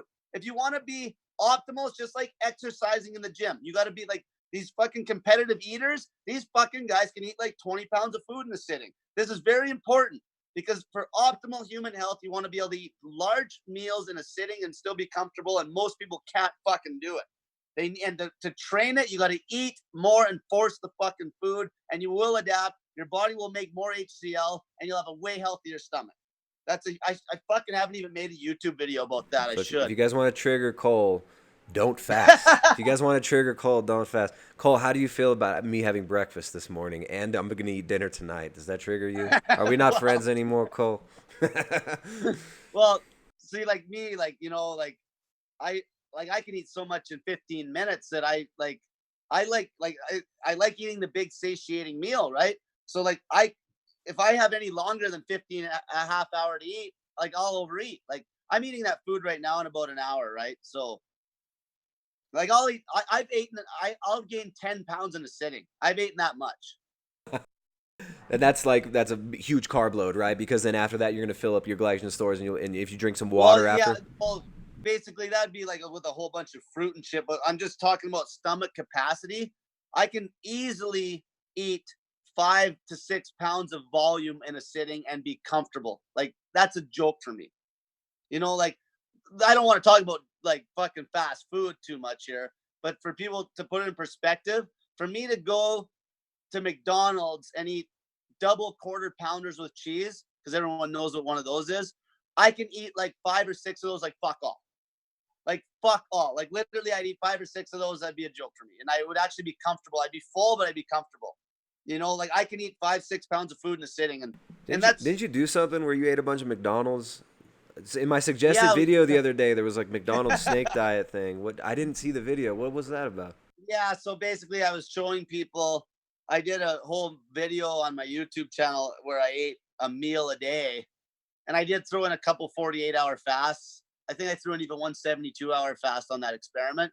But I ate a meal a day at McDonald's. It was the exact same thing every day, like three double quarter pounders with cheese and bacon on there, and they're crappy salads, which I shouldn't even have ate. There's nothing there. It was just water. I shouldn't even have wasted my money. And then I ate like their fucking crappy peanut butters. It was about 3,000 calories a day. I had blood tests done before and after. My blood work was perfect. My fucking C-reactive protein numbers were so low they couldn't even pick it up. And my performance was good. So I was just showing people that's how good fasting works. It works so fucking good that it's like when you fast and lead a fasting focused lifestyle, once you're lean and you're eating a meal a day and throwing in the odd 48 and so on, you're always detoxing. Like your body just won't fucking store toxins anymore. It's just always in detox mode. Yeah, that doesn't sound fun, man. I hate that shit. McDonald's and fast food crap. I don't like eating that stuff. No, it's not good. It's Yeah. fucking it's terrible. But like I was just trying to prove a point though, that because like there's a lot of people in the United States that obviously to eat fucking fruit and good produce and good fucking quality meat, that shit ain't cheap. So like I try to tell people, like, if you only could get cheap food, right? Cheap fucking food. If you fast, you could actually largely improve your health if you fucking lose the goddamn weight through fasting, and you can get away with garbage if you had to, and you would live at least longer and feel better. Yeah. Now, you mentioned like you played around with a carnivorous diet where you were eating all meat for a while. You're eating like high liver, lots of raw meat. When you came out of it, did you notice that you had issues digesting other food? Because it's funny, when I'd eat foods that aren't carnivore, I find that the way I eat, it seems like it's healed my gut to a certain extent because I can handle a lot of these other foods just fine. Like it doesn't throw me off, doesn't make me feel like No, crap. I didn't have an issue that way so much, but like I think more so I don't have any stomach issues when I would make the switch, like when I'm doing an experiment like eating strict keto and then start carb loading and shit. But that's where I would see something though, is if you're on the carnivore routine for like quite a while and you kind of get in that groove, and then you add some carbs, it's almost like your bowels are full of one thing and then something else starts kind of going through there. Yeah, You know, yeah, the, you got to switch over the biome a yeah. little bit. Yeah. So it takes like maybe for me, it takes, here's a perfect example though, and it wasn't even with carnivore or keto. I had some fucking food that I didn't want to waste, right? I don't like wasting food. And I had some beans and shit and some rice. And I did a couple days where I finished this fucking food off with my raw steak and stuff still. And then once that was gone, I got back on just doing the fruit and the raw steak when I was eating the meal. And it took about 2 or 3 days to clear out the fucking rice and the beans or whatever was there. Yeah, fruit Now, seems to be better with a lot of people. what's That's funny that, because sorry? you know that guy Agenis Vonderplanets. If you looked The at Bonner Planet used to eat a couple pieces of fruit or a piece of fruit and raw meat all the time, exactly, right? so he was basically raw meat carnivore, fermentation of meats and stuff like that, plus fruit. So I mean, this is not something that's that's like nobody's thought of before to the Yeah, audience. Like, I mean, that yeah. you can eat you can eat meat and fruit. It doesn't the fruit's not bad just because people like low carb. Like I don't know, I prefer like low carb. I don't even crave fruit. I got bananas in my yard, but my kids eat them. I just don't care about them. But Yeah, and you know what? Well, that's a good point, because like when I have done strict keto in the past, as long as I wasn't like hammering the fucking like high intensity exercise, like I could just fucking eat strict keto for a long time. But the high intensity exercise, it pulls something from you. You know, if you didn't have that glycogen stash, you're fucked. yeah, it's like you're gonna do You're high not, intensity exercise. Why not give yourself 50 grams of carbs before it, or 100 grams of carbs? Fill up your glycogen. I mean, no, it doesn't happen that quick though. mm. That's the problem. You Well, can't just load up. when You you're can't on just keto load. and you're keto long term, you're insulin resistant in your muscle tissues. They don't want to soak that up, so you have to actually introduce it slowly, unless you're, Yeah. constantly titrating in it. A little bit of carb here and there. So that Now here's the thing. Like what I said. Now, like I said, it depends on your training schedule, right? And that's why it's important to have like an actual schedule you kind of follow.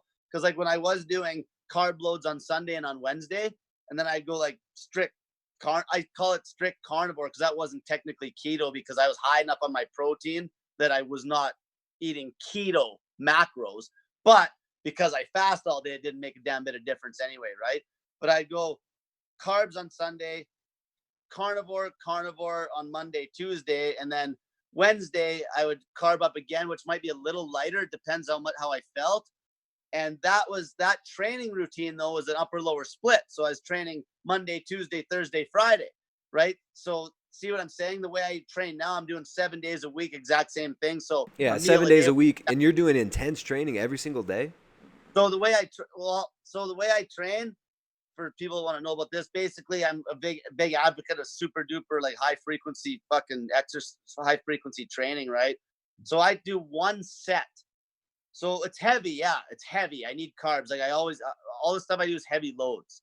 So I'll hit all my big compounds, like your squat, your deadlift, like a vertical push, a horizontal push, vertical pull, horizontal But you're pull. working your way up to the one rep, right? To the one intense No, set. so here's the thing. The way I do it is I basically hit the first exercise is like say a flat bench press. I'll do a few warm-ups on that one, and I'll hit one set, not till failure, but it'll be heavy. It'll be something for like maybe 5, 6, 7 reps some days, or even How three close to reps. failure do you go on that set? If it's really heavy, I would have one more rep in the tank, maybe. Okay, If it's yeah, yeah. lighter, I might have 2 in the tank. But and then once I'm warm, I'll hit the squat, same idea, and I mix up the rep ranges a bit, but it's always fairly low rep ranges. But What do you once I'm mean low? Like warm, 3 to 5, or like uh, it one to depends on the three? exercise. So the different body parts adapt a little different. So like deadlifting, you don't need to go heavy hardly ever. You need, if you're at 65% of your max, and I only deadlift twice a week, you'll see some crazy gains. But now bench press or weighted pull-ups, you want those loaded up. So my bench press, I never bench more than like 6 reps, usually not more than 6. And then I go as low as a triple. So you see on Monday, I might hit a triple on that exercise. And then Tuesday I might hit a set of 6 with a lighter weight. Okay, Wednesday I yeah, might that's hit interesting. 5. That I find that works for me too, right? It's like one day a week you're pushing it pretty hard on the bench, and then the rest of the days it's a little bit more moderate intensity, more hypertrophy. Well, so like I say though, it's still like it's pretty damn heavy every day though. Like on that bench, like the lightest day I would go is gonna be something that I'll hit for 6 reps, which is fucking 6 reps is still gonna be 75% of my max. Like it's gonna be, the intensity is always up there, right? But then I'll hit it every day though.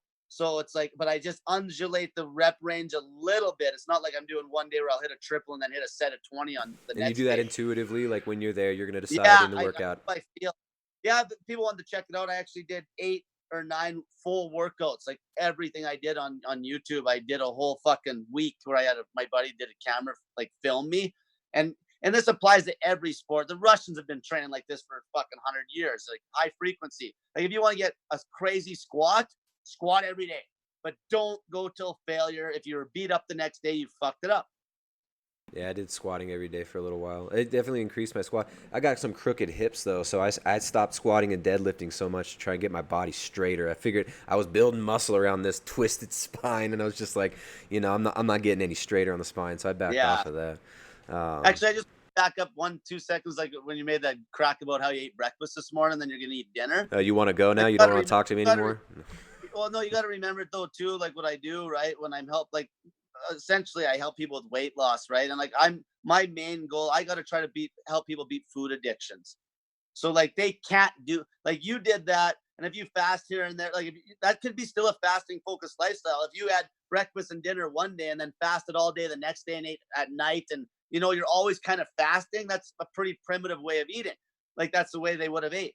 But now I'm dealing with these food addicts. They can't fucking eat breakfast and dinner. Fuck, they'll just completely fucking fall off the wagon, right? Yeah, Like it's I about gotta context, right? That's what I like. A lot yeah. of people, I think some people they misconceive what you're saying, and they think that like you're talking about everything is for everybody all the time. And I think you do bring a lot of nuance when once you really delve into your material, you're bringing a lot of intelligence and nuance in how you're applying all these principles. Yeah, the one thing that is the same though is like anybody I coach, nobody eats more than once a day. The only people that will eat more than once a day are some of the crazy high level athletes I've coached, and they will eat like maybe 2 meals in 4 hours. They're never eating breakfast and dinner, because as soon as if you're eating breakfast and dinner, if you have a wide window like that in the day, then you're not getting really any real fasting time, right? Like say with you that like it'd be breakfast and like lunch, like 4 hour window, 5 hour, like at most. And that's only because those guys need so much food. Yeah, Like and if for me, Michael it's Phelps, like it's about context too. It's like if I'm eating breakfast and dinner, I'm not trying to lose body fat. Like I'm actually been gaining yeah, weight, and I don't care about putting on some fat too. So I'm just yeah, trying to get more meals in because I can't like unlike Cole, I can't sit down and eat 6 pounds of meat. I mean, I'll be shitting all yeah, day the next day if I do that. So I yeah. got to kind of space it out a bit. I had a And lot of you, antibiotic so use. that being said, like say if you're trying, because like I don't know what the calorie count you're at, but you should be putting on weight at 3,500. You should be. That's a lot of food. And like you should be able to eat. I don't know how much you can eat. Maybe you're like I said, like it takes time to develop a stomach if you're lean and you're trying to gain weight and you can't eat enough in a sitting. But like a 6 hour window, like noon and dinner. But I'd never do breakfast and dinner. You see that window's too wide. There's no real fasting that's happening there. You're constantly digesting all fucking day if you Well, ate yeah, and it breakfast. depends on what's going on in my life at the time too, right? It's like if I don't Yeah, have time, it depends. If I know I have a meeting in the middle of the day, sometimes I'll prioritize. So, but yeah, if you're trying to get somebody to lose body fat, like they got to be, it's got to be more strict. Like they have to be yeah. So consistent. how much fasting do you do on the week? Like say if you had 7 days, like what's your week look like? I mean, well, if I'm So trying to gain weight, it depends, right? So if I'm trying to gain weight, then I'm gonna eat as much as I'm hungry. But I don't get hungry that often because I have done intermittent fasting, like 1 meal a day type stuff for a long okay, time, right? So it's like yeah, and I don't see food as entertainment, right? It's like I got to a yeah, point, and when I had a lot of health issues in my gut and stuff, so it was like food for me is like, okay, I don't want to wither away and die or be shitting all day on the toilet, so it's like I had to whittle it down. yeah. Like even like me, like if somebody was trying to gain weight and they're having a tough time getting the food in, like I wouldn't bust their ass if they were eating like bacon and eggs at like say 11 a.m. and then they fucking ate like a bigger carb meal at 5 p.m. and then the next day they eat like a dinner, because as long as they're getting some good fasting time in there, right? If Because I'm trying to in the lose end, body fat, if I'm gonna cut down body fat, I'll just eat breakfast or I'll just eat dinner. yeah. Oh, when you're at what about at maintenance? What do you do? At Just maintenance, one. it would be in like 2 meals, but Same. within a 4 or 5 hour window, right? Yeah, So, see, so that's fine. yeah. Like that's fine. So like so when yeah, that's exactly what I tell people to do, like pretty much, So we right? can still be So friends. All right, cool. yeah, we can be pals. All right, cool, Fuck. man. Whew! They're gonna come over to my house and yell at me and call me a fatty, fat shame my wife in front of me. I'm scared, man. I'm just Well, glad I live. I'm 2 continents you, away though. So well, I haven't even talked to you. Like I got like kids fasting like crazy. I just made a post today on that group. I had one kid. He lost. He's down like 14 pounds, and he's in my fat loss contest. And the kid's like lean now from like having a belly on him, and his dad's and he now I think he's pretty much eating about a meal a day now. And fuck, he was doing 72s. Like these kids are doing it for fuck's sake. These someone in the fat chat fucking was asking adults about can't that. Someone in fucking the do chat's it. asking about fasting children, right? So like somebody was kind of worried. I mean, scroll up here in the chat. He was saying that his kid maybe had like autism or some behavioral issues and maybe was a bit maybe he was a bit overweight. What do you think about fasting kids? What's your experience with that? What are you seeing there? Yeah, so the main thing is it depends how fat the kid is. Like a lot of times, if the parent's on par, it's the best when a parent fasts. Because if the parent fasts, then they're willing to push their kid harder. Like this one parent, they'll push their kids pretty hard. So I've had kids. I had a kid go fucking 6 fucking days on snake juice. This fat little girl, right? Did you yell at her? No, fucking, I was yelling at her. You're like, hey, fatty, come on, 6 days, snake juice. Hey, fatty. I got some kids that are my fans. Like even when I made that rant last night, like the Muslim family I live with, they were upstairs. The kids are listening to me, right? But anyway, the guy that asked the question, one good rule of thumb with kids is it's called wait till fucking dinner. Like, you know what I mean? Like the fucking kid can fast basically all day. It's like wait till dinner. Like whatever happened to the parents actually fucking this happened to me all the time. Like it's like wait till fucking dinner, you little brat, and then you get to eat.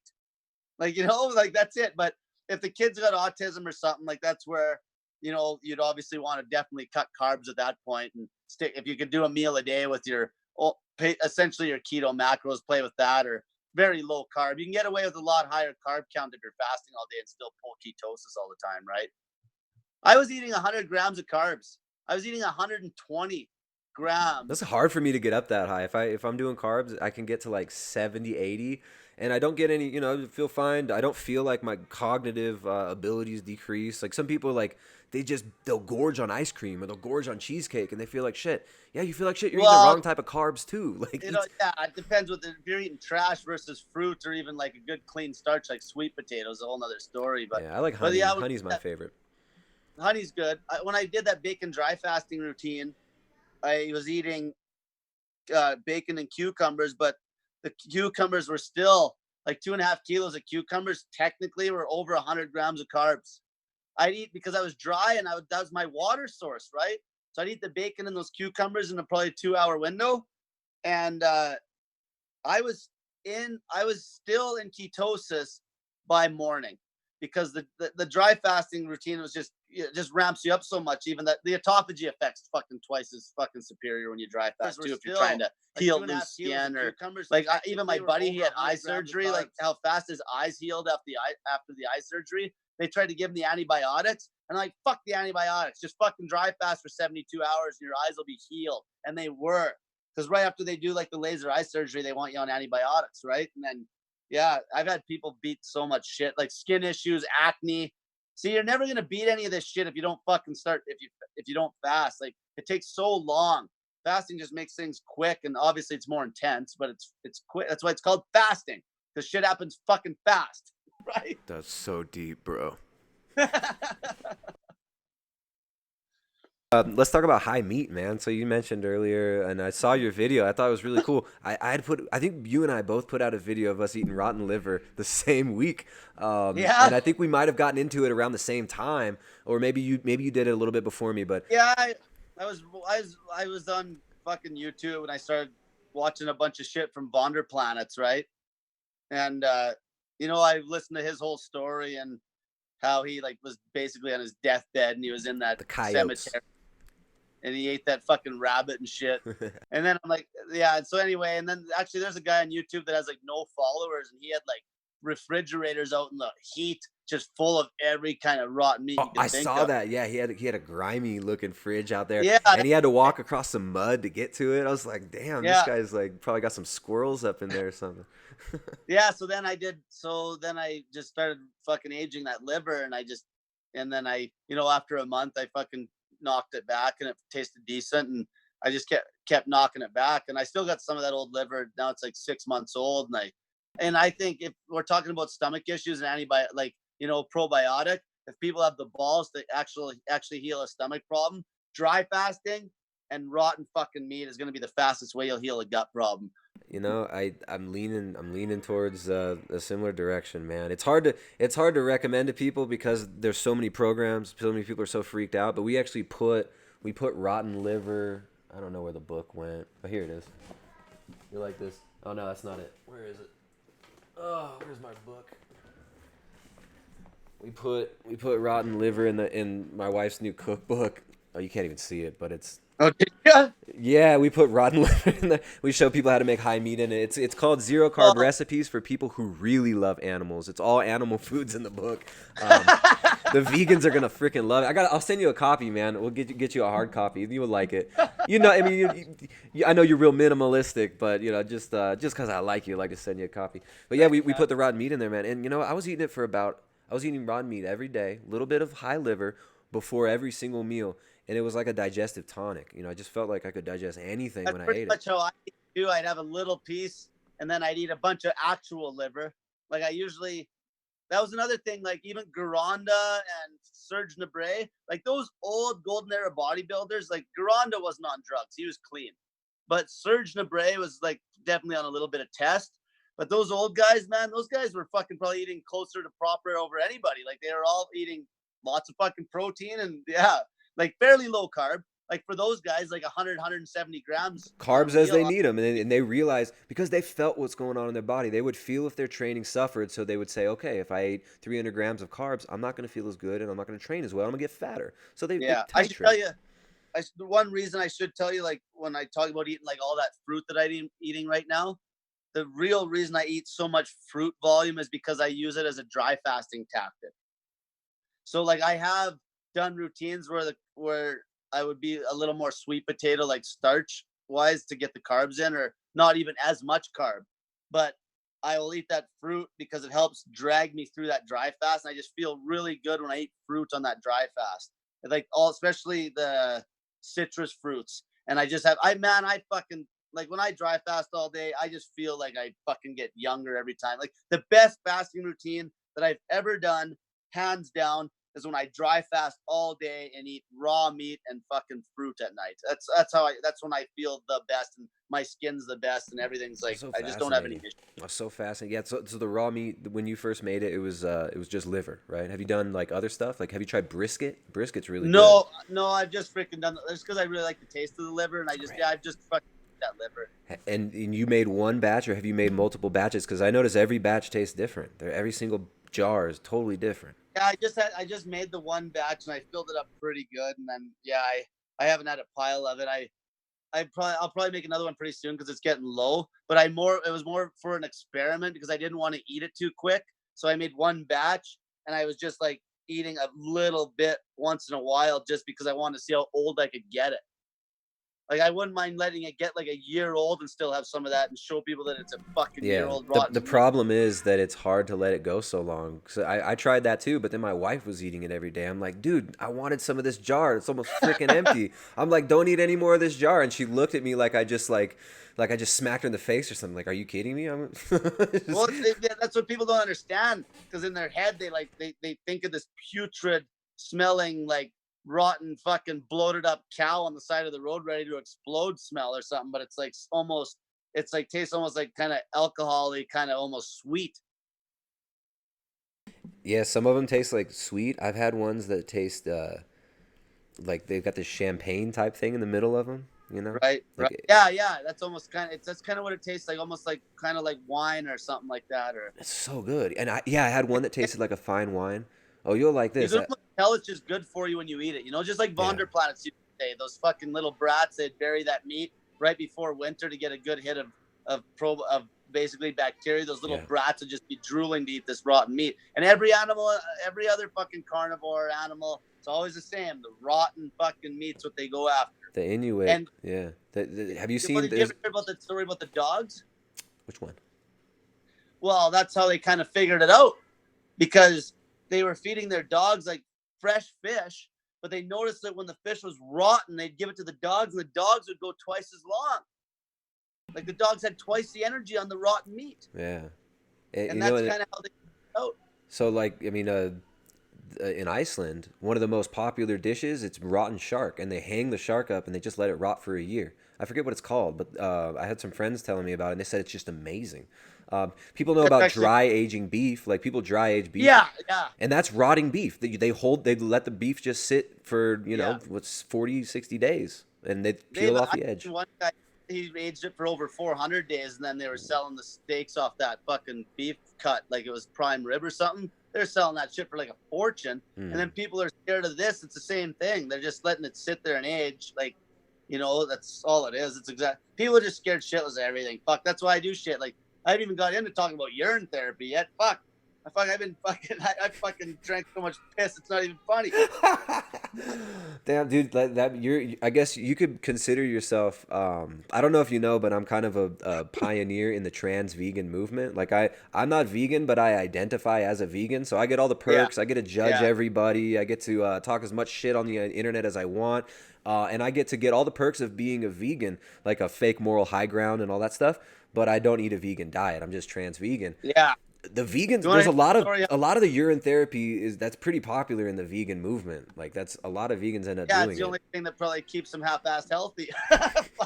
So the vegans are saying that the vegans are leaving veganism because they were doing the urine therapy or because they were fasting, and that's the reason why their diet was messed up. You're saying the fasting and even the urine therapy is probably still better than the vegan diet. Well, fuck, because essentially urine is just blood plasma, right? That's what people don't understand. Like that's where the scams get really deep. All the best fucking skincare products ever made were made out of fucking piss. Like the urea and the piss is the best thing you could possibly put on your skin. But so I got into it originally. It was fucking crazy because I just, one thing leads to another. You start reading about cancer and shit and so on and so forth. And anytime something pops up, I'm like, well, fuck, I can't cut that down unless I do it and try it. So then one night I'm driving home and I'm like, fuck, I'm going to have to fucking do this. And it was weird because I wasn't scared about the taste or anything, but it was like when I'm looking at the glass full of piss, I was like, am I going fucking nuts? Like psychologically, So then I drank it and I was fine. And then when I really started drinking a lot of piss for about a month was when I was living with my buddy and I had only tap water. I was getting like paranoid of tap water. I didn't want to drink fucking tap water, right? I only want to drink like quality water.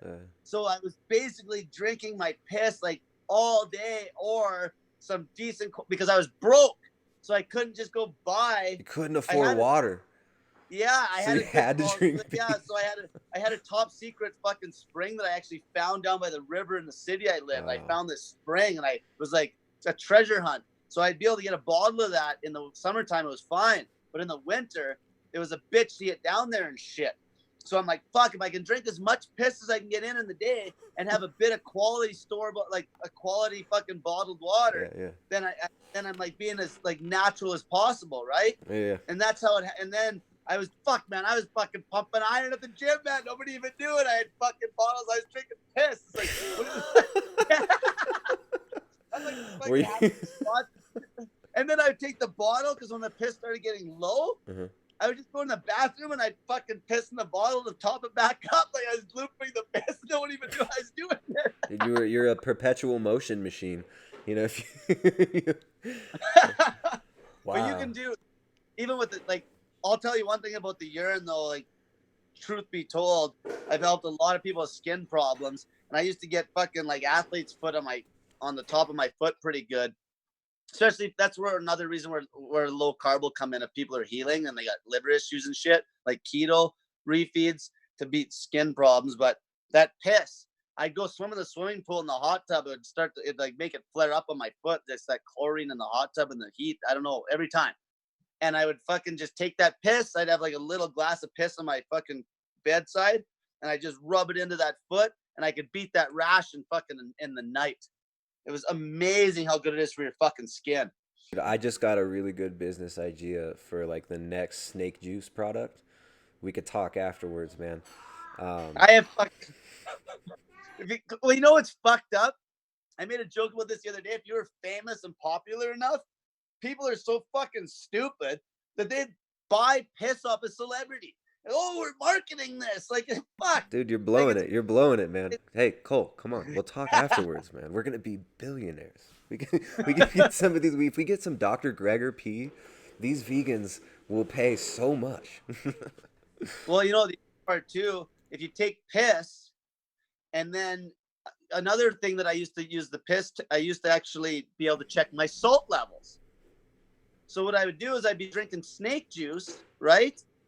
And if I felt, it was almost clockwork. If I felt a little bit like under the weather, like just a little low on energy on a long fast, I'd piss in a cup and I'd taste it. And if you didn't taste any, I would know that I wasn't going to taste any salt. Mm-hmm.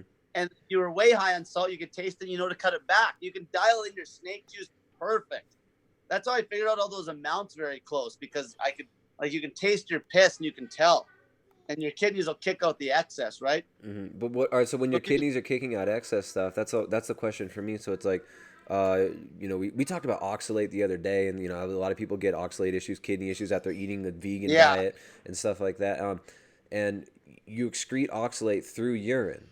yeah. So I mean, do you have any concern with like reabsorbing some of these excreted No, compounds? not with those two electrolytes like that. Those two salts in that amount, there's not going to be any issue. And plus, like, if we're going to talk about kidney health, there's nothing better to heal your kidneys than fucking dry fasting and like breaking on baking soda. Baking soda is amazing for your kidneys, and like apple cider vinegar, lemon juice, and shit like that. But if you go even on YouTube, like, one of the main fucking treatments for kidney health is fucking baking soda. So if you fast and give your kidneys that rest with the dry fasting will break stones loose. I've had people pass. This one lady was a nurse, and she got a hold of me. I started coaching her, and she was an RN, and she was unhealthy as fuck. And we got her dry fasting, and she started kicking stones, and that's when we were actually using some citrates to fucking break the stones down. But yeah, if she would have been knocking back that baking soda, the stones will break down and you'll be able to pass them. Yeah, well, I was going to ask you that earlier. Why don't you use citrate? And when you're making snake juice, you're using Well, bicarbonate and yeah, chloride, so because citrate, like potassium for the audience, potassium citrate will help break down kidney stones, and potassium citrate and citrate minerals like magnesium citrate also can help to get rid of oxalate. Like, so they'll bind to oxalate, calcium yeah, citrate as so well. like I do have I still have people like knocking back the fucking lemon juice and shit, which has lots of citrates. Hmm. But there was a couple things that I knew just from experience that the chloride ion helps keep a balance across the fucking actual cell wall. I did a whole bunch of research on that, but I don't want to say this, but the next, like, that's what you could add. Like, we're gonna try to put like magnesium citrate maybe in our next batch of snake juice, but in a small amount. You don't need a bunch, and it can fuck you up though. Well, too If much you magnesium overdo, citrate will send you to the toilet. that's the thing. You gotta fuck, the amount's gotta be right. So we'll have a dosage that'll be small enough that it won't have an issue.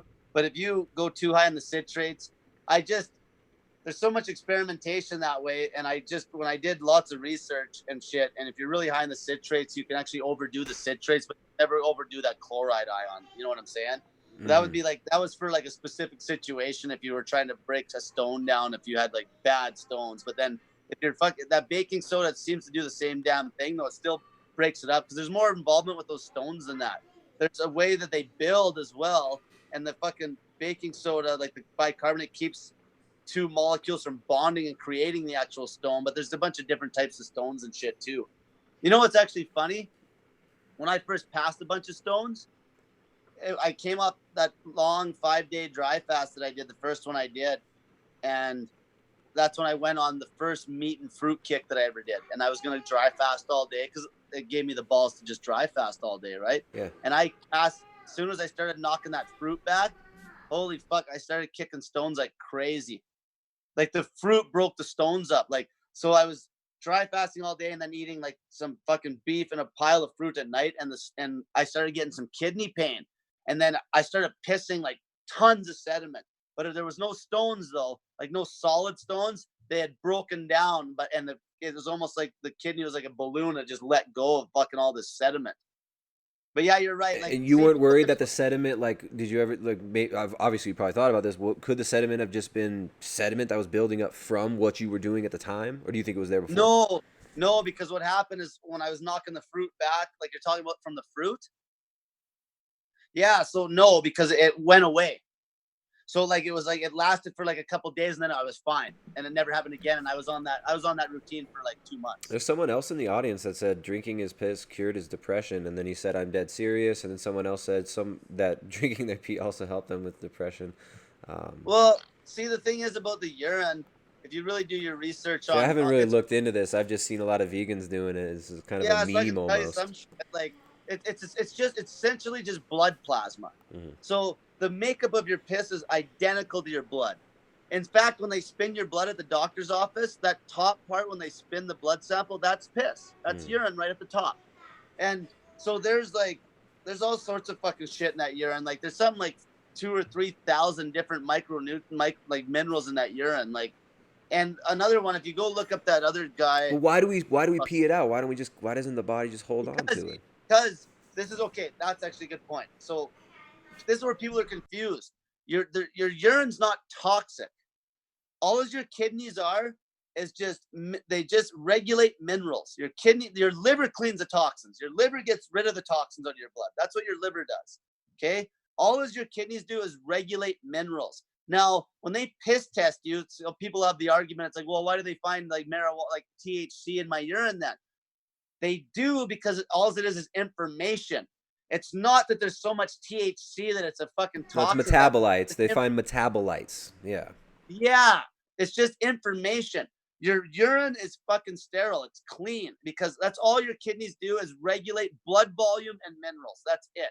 That's why if you hammer back a bunch of excess salt, obviously it's not bad. Like the sodium's not a toxin, but your body won't allow your blood's got to be very perfect all the time. That's where people think that your blood will just hold all this extra shit. It's got So to so be your very body gets balanced. rid of it, but then why re-ingest it? Like you know what I'm saying? Oh, So your body gets rid of those salts because it didn't want it for whatever because reason.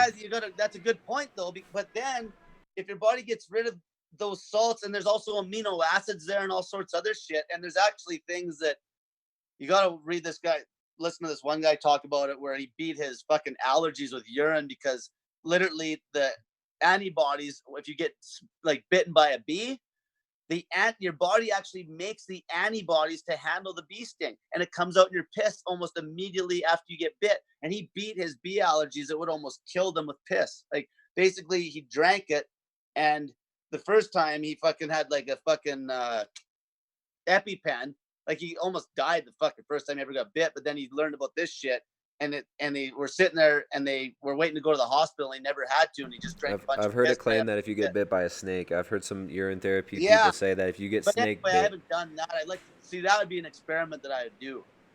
That'd be crazy shit. But I'd have to get sit in there, get some fucking poison. a But rattler anyway, snake. like you said, when you piss out those electrolytes, they're not bad though. They're still healthy. You were just in excess. So it's still good stuff. Yeah, but then Does that make but if you re-ingest it, your body's gonna have to excrete it again. Isn't that just more Well, work? no, because you don't have to re-ingest it at that exact moment.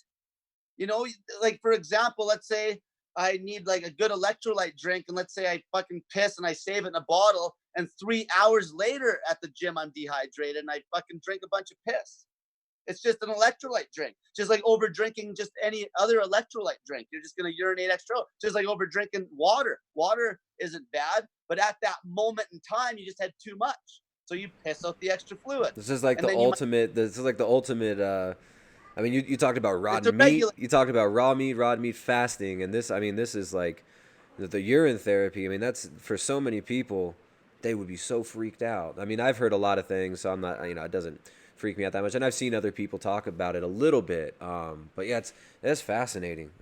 One thing, if people are getting plugged up, like say if some people are getting plugged up eating keto, because I hear about it all the time on these keto fucking chats and shit. They're fucking taking laxatives and people are fucking it up. That works perfect. Fuck that urea and that urine will fucking unplug you perfectly. It's like the best. If you're gonna do a real fucking like cleanse, and your body basically goes through your system so easily because it's already yours from before. So your body, it's already your urine. The digestion energy it takes is going to be very low, right? That's why these people like actually loop that urine. But like I say, I've used it for the skin. Fucking, I've used it as an actual Deodorant. hydrating. Like, what's that? Use it as a natural deodorant. Yeah. It's funny actually when you dry fast, like you don't ever smell or anything either. Like if you were gonna like that's one of the routines I'd stick to. You would dry fast all fucking day, eat your meal, drink a glass of piss at night, fuck go to bed. Like that's gonna be a good routine. Like I drank like it's just another thing that people are scared of, and fuck it's not a big it's just I treat it like I said, I didn't want to use tap water at the time and I knew the piss was pure. I knew it was pure. Yeah, it's funny because it seems like it's a big thing in the vegan community, and I, it was always something I would just laugh at. But It's Cole, well, the thing is, you're it's making been me feel bad for making fun of the vegans for drinking their pee. That's how much I like you. that actually you're fucking, so convincing. Like you you know could just what's be funny trolling though? right now. You could just be Fucking trolling us say and that. trying to get people, and you're just laughing to yourself while people in the audience are thinking about drinking their pee, and you're just trolling. But I think it's You funny. know, you know what's fucked up though? It's funny you said that because I was almost upset that that's something vegans did because I'm like, fuck, I hate fucking vegans and they're doing something that I actually do, the fuckers. But The you do have vegans to ruined really, urine therapy for you, huh? but I'll send you a link to a guy, Sure. and it was in the he was in the war in the 40s. He was Japanese, and he was like this. He was this doctor, and he was the guy. It's like it's actually in Japanese. The whole fucking YouTube. It's like an hour long, and he talks about how he got chlamydia from a woman when he was just out of the war, and he was a young kid From a at the sweat time. hog is the Yeah, correct term. yeah, but from a fucking fat pig, right? Like, because he's hurting for pussy, you know. But anyway, Sweat hog. so he comes Some out of the sweat war, hog gave him the clap. All and right. he went to the hospital, and they couldn't really do fuck all for him, and he did a little research, and he found out that he could maybe beat this fucking virus or whatever with piss, and he fucking did, and he beat it like that, and he talks a whole time about urine. It's because they've been doing it in Japan forever, like it's nothing new. I've heard about someone told me about in China they would like save the whole family's pee in a big vat and they would Yeah, use that for stuff.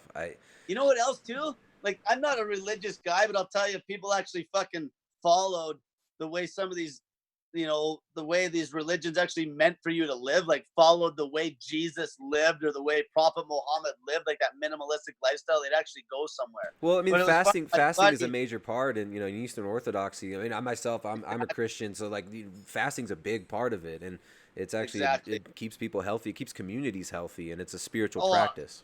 I got so many Muslim fans. It's not even funny. They just love it because everyone badmouths that they fast for Ramadan, but I promote it so hard, right? But there's a story.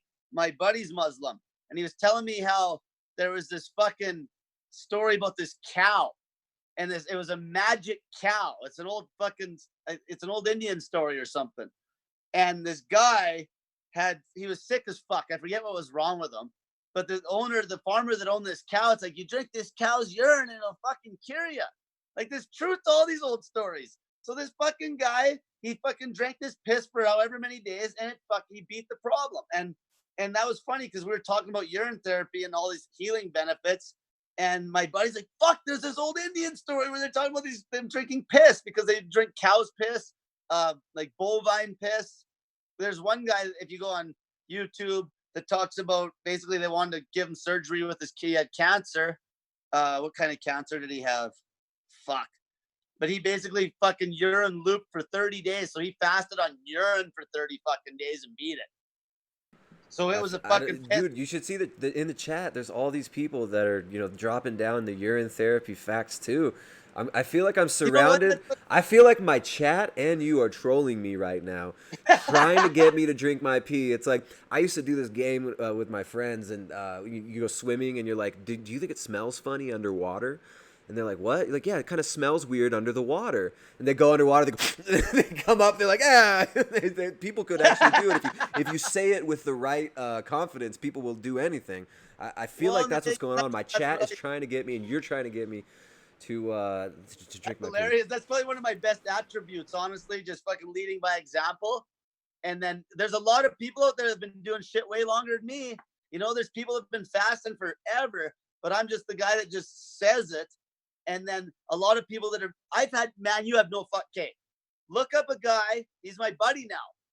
His name was Rustic Johnson. He was eating carnivore, but it wasn't even, they didn't even have the name carnivore yet.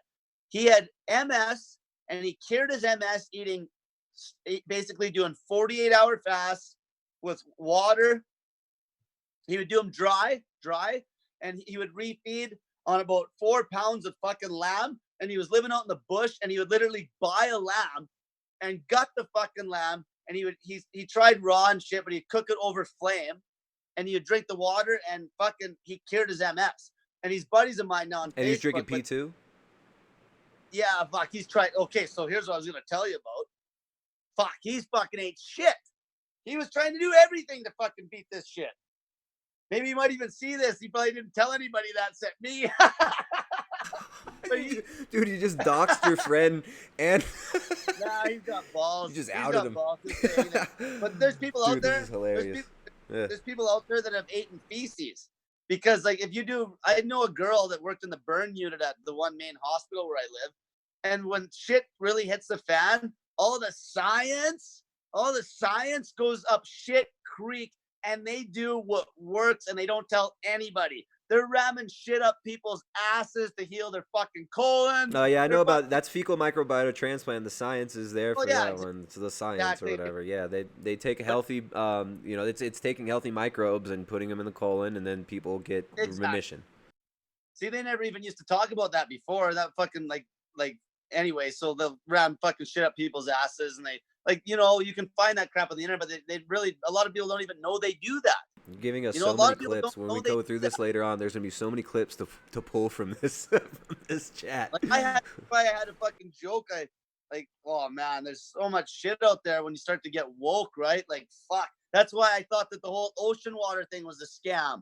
Because you got Gandhi leading all these fucking people down to the ocean when the fucking British wouldn't let them sell salt, and the Indians would die without salt. Then you got idiots saying you don't need salt. They're fucking morons. Okay, people that say you don't need salt are idiots if you're on a long fast. Like that's why Gandhi did that, because even those people, they needed salt in that environment, guaranteed. Okay, so anyway, when I started getting really woke up, I'm like, well, why couldn't I just make the salt water out of seawater? Like and then I started looking at the makeup of the seawater to see how much sodium is actually in it and how much of other stuff. And I forget the ratio, but you'd have to like dilute the seawater down maybe like 4-to-1. That's a lot of water. That's a lot of fucking fresh water that people are drinking. Because if you just pound fresh water all the time, you're just pissing out electrolytes. That's where plain water fasting is absolutely unnecessary. What do you think about these people that are all into the distilled water? A lot of people are doing distillation. That's the thing. That's stupid. Because soon as you're drinking all that water, all you're doing is pissing out all your electrolytes. That's why you'll feel actually a lot better strength-wise on a short dry fast than you will on plain water. But the long dry fast will catch you, right? But short, like 24s and 48s, you'll feel great dry versus drinking plain water. If you're forcing plain water, like a lot of people that first get into fasting do, and they do a plain water fast, they're literally forcing it down because they're hungry and they're trying to make up for their hunger, and they're pissing out all their fucking salt. That's the stupidest thing you can do. And that's why like there's still guys that are making a fortune on that. There's fucking guys running camps in Costa Rica where they fast people on plain water. And yeah, they get some pretty good health results, but at a massive cost of it's just reckless fasting. You don't need to do that when you could fast on the salt water and get 20 times the benefit out of it. Like it doesn't make any sense. All right, so what's the perfect ratio? What's the formula right now for the snake juice? I don't know if we hit on it earlier. Yeah, so a lot of times I go by feel, but like say on the day, depending how active you are, on the bottom end, I usually have people get in at least about 25. I usually a 1-to-1 with the sodium and potassium at least. So 2,500 milligrams or so of each of those. So and that's potassium chloride, and then it's like sea salt or. Yeah, so you can use Himalayan pink salt. But then I got another recipe where I knock a little bit of the pink salt out and I threw the baking soda in, because I felt that the baking soda is just so good for your kidneys that's pretty much in those salt packs that we're selling. There's baking soda in those. And if you look on my YouTube, I called it snake juice.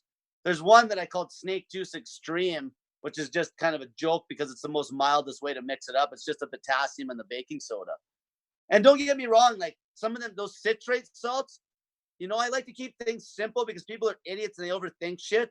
But those citrate salts, you could throw those in. Like in moderation, you could have some citrate. You could. And you can also throw in, you can fuck around. As long as it's not breaking your fast and it's a fucking salt mineral, you could throw it in there. This is the basics, because people need to be told the dumbest down routine or they'll fuck it up. So it's like the basics are sodium and potassium. You'll be able to fast for days on that, because your body stores like 25,000 milligrams of fucking magnesium anyway. You can go a month with no magnesium and not have any issues. Your body, your bones, and your soft tissue hold a pile of magnesium. Would you be risking, leaching the magnesium from the bones? I mean, a lot of people get Well, concerned about yeah, that. on a stupid long fast like that. But the thing is, your body, the human body, when you're low on something, it reloads it so quick when you refeed. It's not even funny. Like that's the least of your worries, right? You're doing it, especially if you're 400 pounds. You got so much fucking soft tissue on your body. Like it's not going to be an issue. Like I said, from experience again, right? There's people that have done shit. Lots of people do 30 days in a row just on those two main salts, and they were fine. One guy actually. Go ahead. Go ahead. Oh, I was going to ask about citrate. I was going to ask about citrate. When you're doing citrate minerals rather than chloride, you obviously need a lot less, right? You need much less potassium citrate than potassium chloride, correct? No. If the citrate salt, it's going to be. See, this is the problem, because you need a lot of potassium to you need enough potassium so you feel good, right? So this is why I didn't tell people to ever use citrates, because if you flop the sodium chloride or the potassium chloride with potassium citrate or whatever, the amount of citrate you're getting, because you need to hit these higher levels of potassium and sodium, is way too fucking much. Yeah, it could be dangerous to take potassium citrate in really high doses. Like you can get a heart attack. Not a heart attack. It thins your blood so much. See, that's what I'm saying. So because all they're doing is they're connecting it to that other ion and they're making it into a salt, right? So that's why I trusted the chloride ion to be the safest. Because like I said, people could fuck around with shit, but now magnesium citrate, because we'd be using it at such a small dose if you add it in, right? Or magnesium sulfate is actually what I was throwing in there too. I have another recipe where you can throw in some magnesium sulfate. But say you use magnesium citrate, you only need like a fucking 100 milligrams a day for maintenance, right? So the amount of citrate that's coming along with that magnesium ion isn't enough to fuck you up. But like if you're doing it with that potassium, you could get fucked up. It's too much citrate. It's just too much.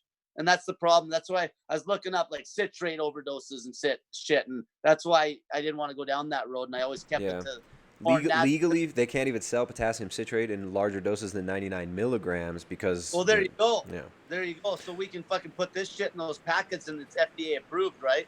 Yeah. Now, what was I going to ask? Oh, yeah. What about topical magnesium during the fast? Magnesium chloride absorbs really well. Salts are good, man. They're great. And you know what else you could do? Like you can fuck around with if you're doing a dry fast, like for health reasons, and you're trying to hydrate without drinking any fluid, the perfect regulator is your skin. You could actually have a bath and you could dump a fuckload of salt in the bath. Like you could dump in sodium chloride in the bath. You could dump in magnesium. You could dump in whatever you want in the bathtub. Yeah. And your Epsom salts, right? Yeah. And if you're in there long enough, your body will actually soak it up. You'll actually get hydrated perfectly. That's why if you were dry fasting, you live by the ocean, you could go in the ocean and you're not ingesting it, so you can't overdose. And your body, if you're in that water long enough, your body's going to take what it needs. I feel like, all right, so we're about maybe 2.5 hours in. What is it, 6:50? We've been going, I feel like, I could keep going forever. You could keep going forever. But maybe we should save this for another one, because if we do a 5-hour live stream, no one's going to watch it later on. So, I don't, there's so many things we could have touched on that we didn't even get into. I mean, we got into the porn addiction. I know you've got, and actually when we talked yesterday, you actually opened my eyes to a different aspect of the whole MGTOW movement, because I've kind of, I got a family, I got kids. Oh, what the hell was that? Okay, everything's okay. Something fell. You were telling me a little bit about the MGTOW and kind of your perspective on it. Me as somebody who's, we're pro fertility here. I kind of saw the MGTOW movement as just another arm, almost like a mirror image of feminism. But you kind of I don't even the label, it's like that label. I don't say for me, if just talk about kind of how I'm living my life. I'm like that female validation, and trying to get off chasing sex and living that lifestyle. I feel it makes me very healthy and it gives me a lot of purpose because I like the difficulty of it, but that label itself, it's like almost become this umbrella label where there's all sorts of fucking guys saying that they're MGTOW and shit. I don't, I don't like using the label like They that like because there's Peacock with MGTOW, where it's like, yeah, some of it seems like incels who are just, yeah, justifying their own screwed up it's mentality. almost kind of like there's a lot of those guys that almost try to talk like they're MGTOW or something, and then they're like those no fap guys that are like some of these no fap guys. They're like doing it for all the wrong reasons. They think that not jerking off is going to get them laid. They're idiots. When I started practicing like withholding sperm, I was doing it when I was 13 because I was watching the Rocky movies when I was boxing, and I'm like, fuck, Rocky's like not fucking his wife before his fight, so it might make me Yeah, man. No, it's right. funny because I remember when I was in college. Um, I don't know. I've seen people do funny things like that. Like they tell women that they're celibate, but when they're hitting on them, and then it's like, I dare you to try and bang me. It's like no, I'm not gonna bang. They're playing psychological games a lot of this, but you kind of opened me up to a different perspective on it because I haven't been paying attention to all this stuff. Because I'm married and I have kids and I'm pro fertility, but it seems like there's a lot of people out there who are just. I mean, well, first of all, I understand how screwed up the whole dating situation is nowadays. Women are completely messed up. Most men are completely messed up. Porn addicted. Yeah. Women are porn addicted. People are going to bars, getting drunk, looking for one night stands. The promiscuity thing that all feeds into this See, depopulation agenda too. the biggest that's a problem, but the biggest issue in North America is definitely the gynocentric society to where the fucking legal system ass rapes the men. That's how this all started. Okay, the women control the legal, like the men get fucked by the legal system. So that's how MGTOW really started. It was older guys going through divorce and getting ass raped. And that's what happened. So then these guys aren't going to let that happen again. They're pulling away. So that's kind of the thing. It's like no marriage and no living with the woman is some like two simple things that some of the guys go by. But like, there's a lot of guys like you said there that are fucking claim to be like MGTOW, which they're just fucking like one blowjob away. A lot of guys say one blowjob away from being back at the plantation, basically, where they're just fucking guys that are still longing for sex. The true guys, if you want to say like my opinion of what MGTOW is supposed to be, or the guys that are really true MGTOW guys, they still love women. They don't hate women. They just know that the system is so broken that they're just keeping themselves safe by not engaging because it's too much risk. So they're trying to train themselves how to live a life with purpose without going down that road. And there's guys that were so-called MGTOW 1600s, like 1500, like hundreds thousands of years ago, Like like just monks. I guys, mean, the ascetic yeah, just these lifestyle. guys, conquerors and shit, and like fucking swordsmen and samurai guys, and like these guys this is nothing new. This is just a fucking side effect. This is just a side effect of a massively fucked up North American system where Yeah. the legal, like if you right now, if you're a guy, I talked about this last night. I could have a girl fucking beat herself up tonight, say that the snake diet wizard beat the shit out of her, and she's some girl I fucking had sex with 3 years ago, and the cops are fucking here cuffing me tonight. That's how just on her word of mouth. That it's a fucking joke. And you get these fucking fat feminist pigs. They'll literally hit guys right in public. And this is why I'm hammering this, is because what I hate seeing is these women being raised in this feminist mentality, these young girls, and then they're trying to like fight men in public and shit, and they're getting fucking knocked the fuck out in public. And It really destroys bad. femininity too, right? Like femininity gets destroyed, and then Well, masculinity gets destroyed as well at the well, same time. that's actually a whole nother thing where with women, like basically feminism suppresses femininity. Like it's a woman that says that's really trying to be feminine, and that's natural for a woman. A fucking feminist bitch will basically slaughter that woman for trying to be feminine. Just like those feminist bitches will, like, if a woman wants to be a mom and wants to be a homemaker, they like make that job look like it's a fucking joke. Those feminist cunts. And there's a lot of women that just want to just do that. They want to be at home and they want to raise the kids and they want to fucking, that's what they want to do. And the guys want to provide. But then the men now, there's so much confusion between the two gender roles that the men, they fucking, if they try to provide, they're assholes. Like if you fucking go pay for fucking dinner, you're a prick. Or they'll just, or you, like, why pay? Like, you're as a fucking misogynistic asshole if you pay for dinner. If you don't pay, you're a cheap cunt. You know what I mean? Like, it's fucking, the gender roles are so confused from this feminist fucking bullshit. And it's hurting women just as much as men. That's where women don't understand it. Men have less respect for women now than they ever did.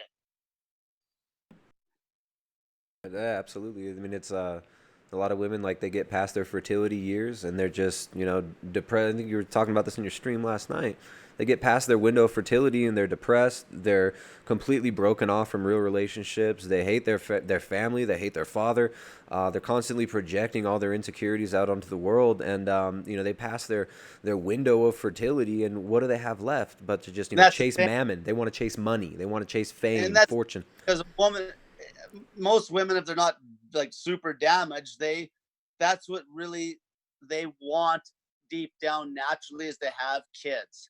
So if they miss that window because feminism brainwashed them into fucking trying to fucking thinking feminism's like brainwashed them thinking that men have it so great, fuck yeah, have fun, go work a fucking construction job, go fucking do what men do. It's not so fucking great, like, and then they miss their window to have babies, and then they're fucked, and then they're unhappy forever because they missed the main thing they were put on the planet to do, and that's to like reproduce, really, and they missed it.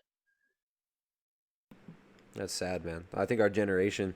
I mean, well, you said you got out of high school or you were in college your first year. You said 2000 or 2001, Yeah, right? 2000. Okay, so yeah, I was born in '87. So I mean, you could have been like, an older brother's friend or something. You were a few years ahead of us, but man, Yeah.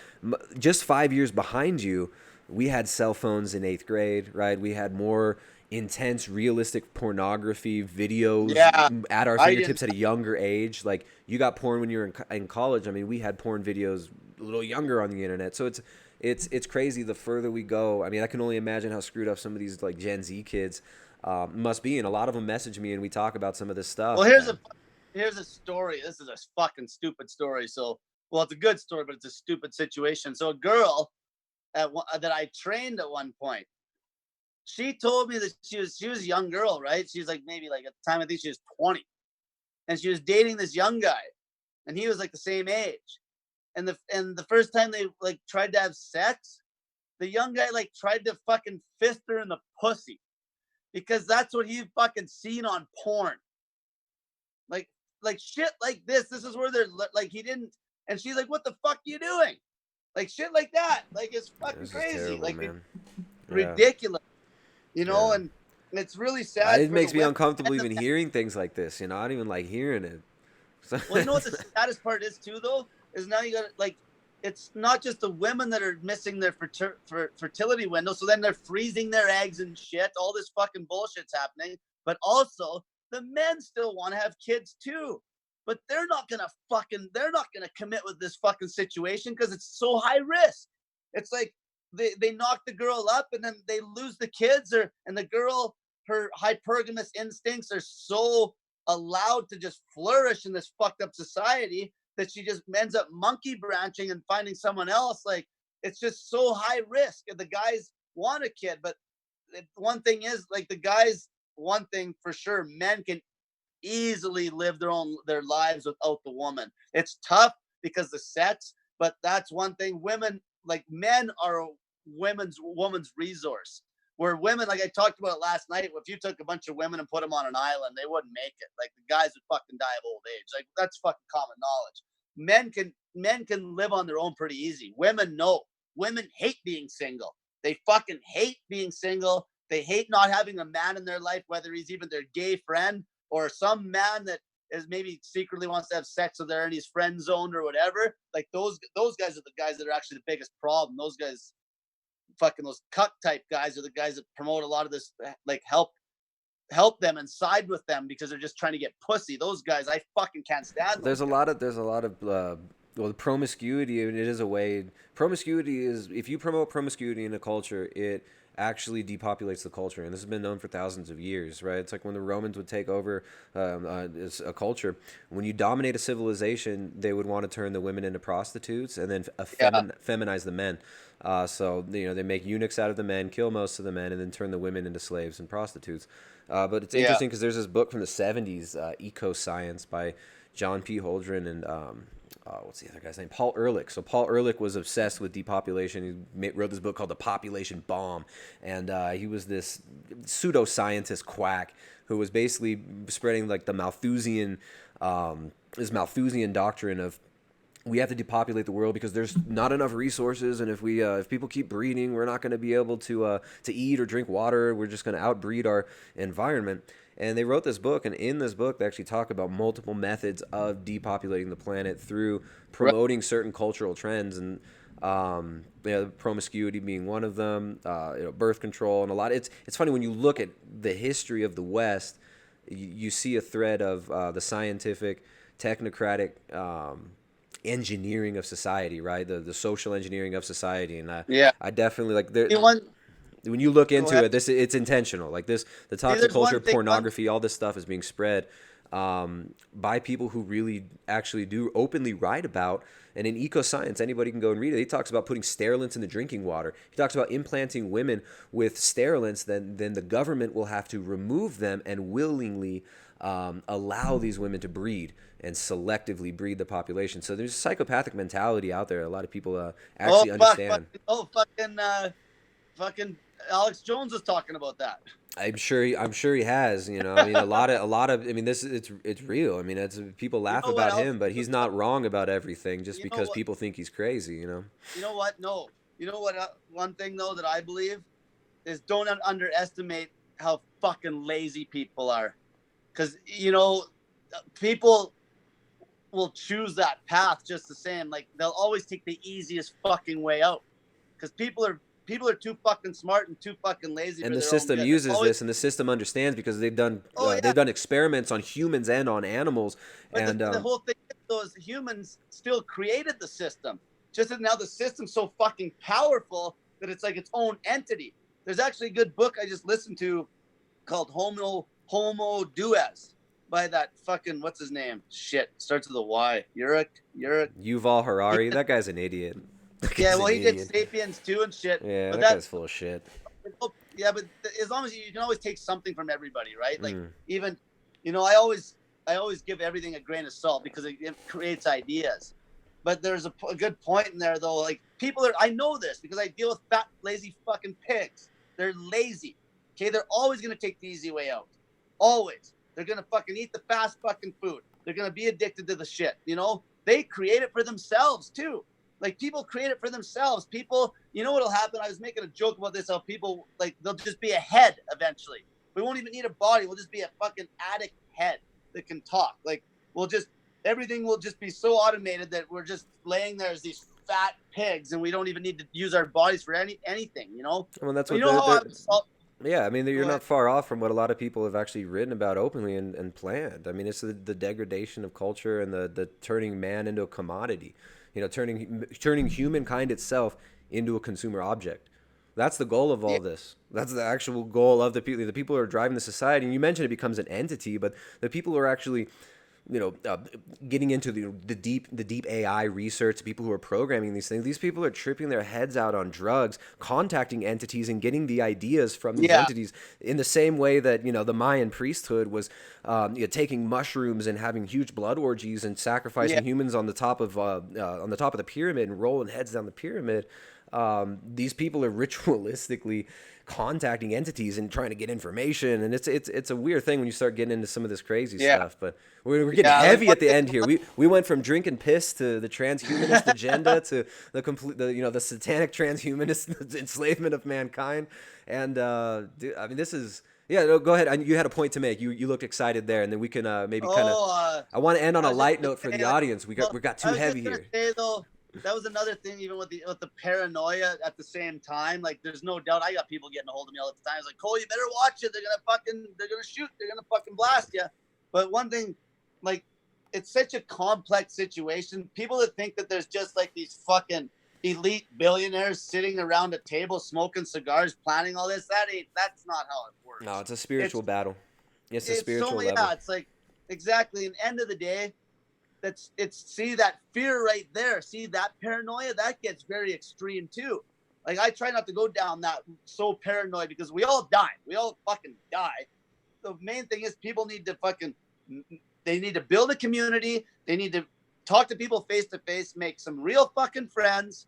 Like simple things. Life can be so simplified, but people sometimes like don't get me wrong. I've went down that conspiracy theory road too with lots of shit. But sometimes it's like, how is that helping me? How is that helping me be happy?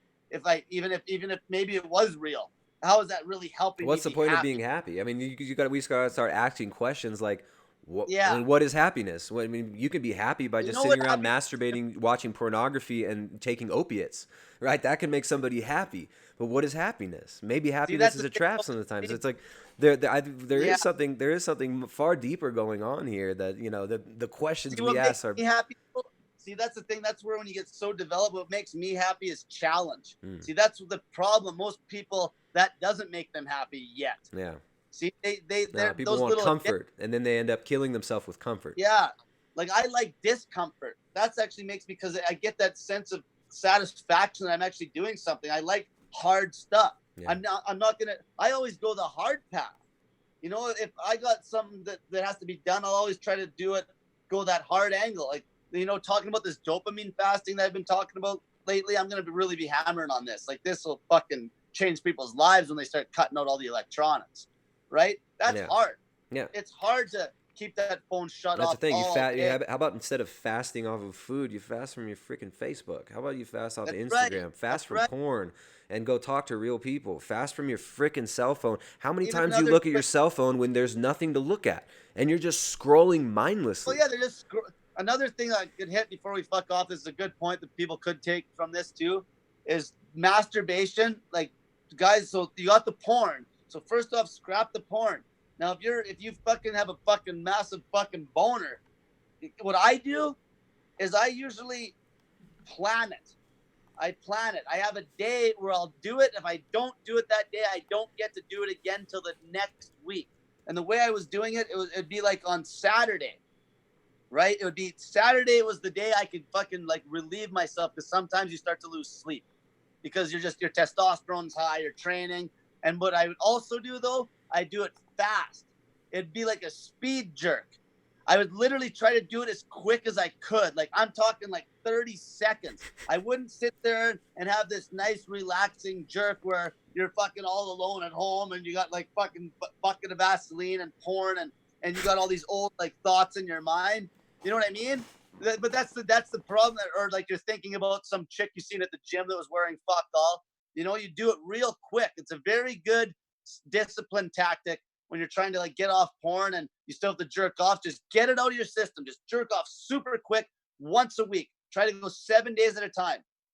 And then you'll get some really good results. It's just these small things that people have to work on in their life. These little fucking things, right? Just these little, you know, these little things that are little difficulties. Just these little difficulties. Going to bed, not using the social media, and their lives will be so much better. Yeah, I think the problem that we're really looking at, just to kind of finish off here, and you know, it'd be cool if we're in the same room and we could continue the conversation, have a little fire or something, hang out. Maybe one day we'll have to do it, man. You can come down to Ecuador sometime and hang out. But yeah, like you said, like there's a lot going on. There's a lot of things we could focus on. There's a lot of things we could look at, and you know, there's this whole thing that's going on here is just so crazy and so wild. But there really is. If you have meaning and you have purpose and you connect to the truth, I think that really that's what's important, is what's true. And what's true is not just we get to make up what's true. What's true is not just like, oh yeah, it's just I feel like today it's true that you know that whatever you want to do, you should just do. I think there really is truth, and I think you and I are both seeking that. You and I are both trying to figure this out, and you know you're a warrior, and you know, it's like, but what are we really fighting for? We got to ask, man. Like, what are we fighting for? Even just one last thing, like even just another like role models, you know, like having that happiness in life. Usually, you're helping somebody, whether you're a dad that's raising kids or you're like me, just helping lots of people that are overweight or get healthy. Like if you got some serious purpose, it always comes back to the purpose is coming from helping others because it puts a smile on your face. So like people got to get there. The only way to get there is develop your product, meaning you are your fucking product. Okay. And then you create something that people can copy. Like even your lifestyle, you're very copyable. You know, people are like, look at him, he's healthy, he's fucking got the family. And it's like they can try to practice that. Like me, they'll see me, it's like I'm healthy and I exercise and fucking fast, and they'll try to copy me. That's the goal, and it puts a smile on your face when you have like those, when you're a role model to so Well, many that's people. the thing. What I was getting at is like we've had a society that's been broken down through nihilism. We have a society that's been broken down through this philosophy that tells us we're just beasts. You were just pond scum, and then you evolved into monkeys, and then you get to become AI gods, and you get to live forever in a freaking computer, and you'll just download your consciousness into a zip drive, and we'll plug you into the Google framework, and it'll be beautiful, and it'll be great, and everything will be equal. But yeah, I think this nihilistic worldview and this nothing matters, nothing means anything, there's no real truth, there's no real meaning, that's the root of the problem here. And you mentioned something you can copy, people you can copy. It's like the reason that this system is constantly breaking down all these boundaries, breaking down reality, destroying culture is because then it can form it in its own image, right? And what I think is really happening here is man is made in God's image, but we've lost that. We were made in the image and likeness of God, but we've given that up. And in kind of the Christian worldview and the Eastern Orthodox worldview, the fall explains that. And we need a worldview. We need a coherent worldview that can actually give us meaning, that can give us something to do, that can give us that can actually give us cohesion and give us a culture. And I think that's what you and I are actually both moving towards. You mentioned you're not religious. I'm not trying to Yeah, well, actually, it's funny you bring that up though, because I remember I made a post about this one day to trigger some people, and even like say Jesus, I believe that all these guys, they, how people like like you got your God fearing whatever. I believe that, well, I don't believe this is the fact with me. It's like these guys like Jesus, it's not that they wanted people bowing to them and praying to them so much as if that person existed, they wanted you to believe in yourself. That's the fucking problem. No one believes in their self. Everyone needs to be fucking led. You've reached the point of mastery, or like whatever you want to call it, the best version of yourself when you believe in yourself, and nobody does, right? And it's like that. But Like what even like psychopaths do, psychopaths believe in themselves and they believe that they're everything, that they're the shit and that they're gods and that they're just, a lot of people do believe in themselves and they end up doing total evil shit. see, we could dump. Yeah, I'd have to fucking Right? dig It's into like, the fucking because once that you, fucking dude, logical yeah, shit. we're getting into like theology and stuff here, but yeah, 'Cause man, I agree that we're being led astray for sure. And then we definitely have to connect with our true self, but what we believe we are is important too, right? Like, if we believe that we're just a monkey and that if we, through our sheer willpower, can all decide on what to build and we can build whatever we want, then that leads to certain behaviors, it leads to a certain worldview, and it leads to certain, manifestations around us. Whereas if we believe, that we're made in the image of God, but we've fallen, that leads to something else. So I mean, it's an interesting thing when we start getting in all See, these. other thing, like a lot of people are just scared shitless of death, though, too, right? Mhm. Like most people, Well, they most people are can't. already dead anyways. Yeah, that too. But like, it's funny, being scared of death actually makes them dead because they won't take any fucking action. But death itself, a lot of people just feel they have to go somewhere after death. See, that's where I've come to the conclusion. Like some of these long dry fasts I've done, it makes you so fucking unafraid of dying. Like I'm still scared to die, but a lot less than most. And if I die, I'm not like, I don't need to know that I'm going to go somewhere after death anymore. I used to, but I've gotten in a frame of mind now where I could just die. I could just die and I'll be okay. Okay. I don't need to know that I'm going to heaven or if nothing happens or whatever.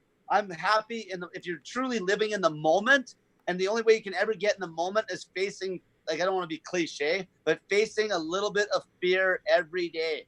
And that's the only way you can get in the moment. That's the only way you'll ever be happy. And fucking, that's the way you won't be afraid of death. It's like some of these guys that are daredevils and shit, and they're always facing their fear. Those guys just weren't scared of death. They were living a lot happier life because they weren't in fear. It's fear. Like, that's the main thing. You know what I'm saying? So me, like, I remember when I did that, I didn't say this. I remember when I did that 5-day dry fast, the night of day 4, I was laying in bed, and I'm not even kidding you. I was like, I could fucking die right now.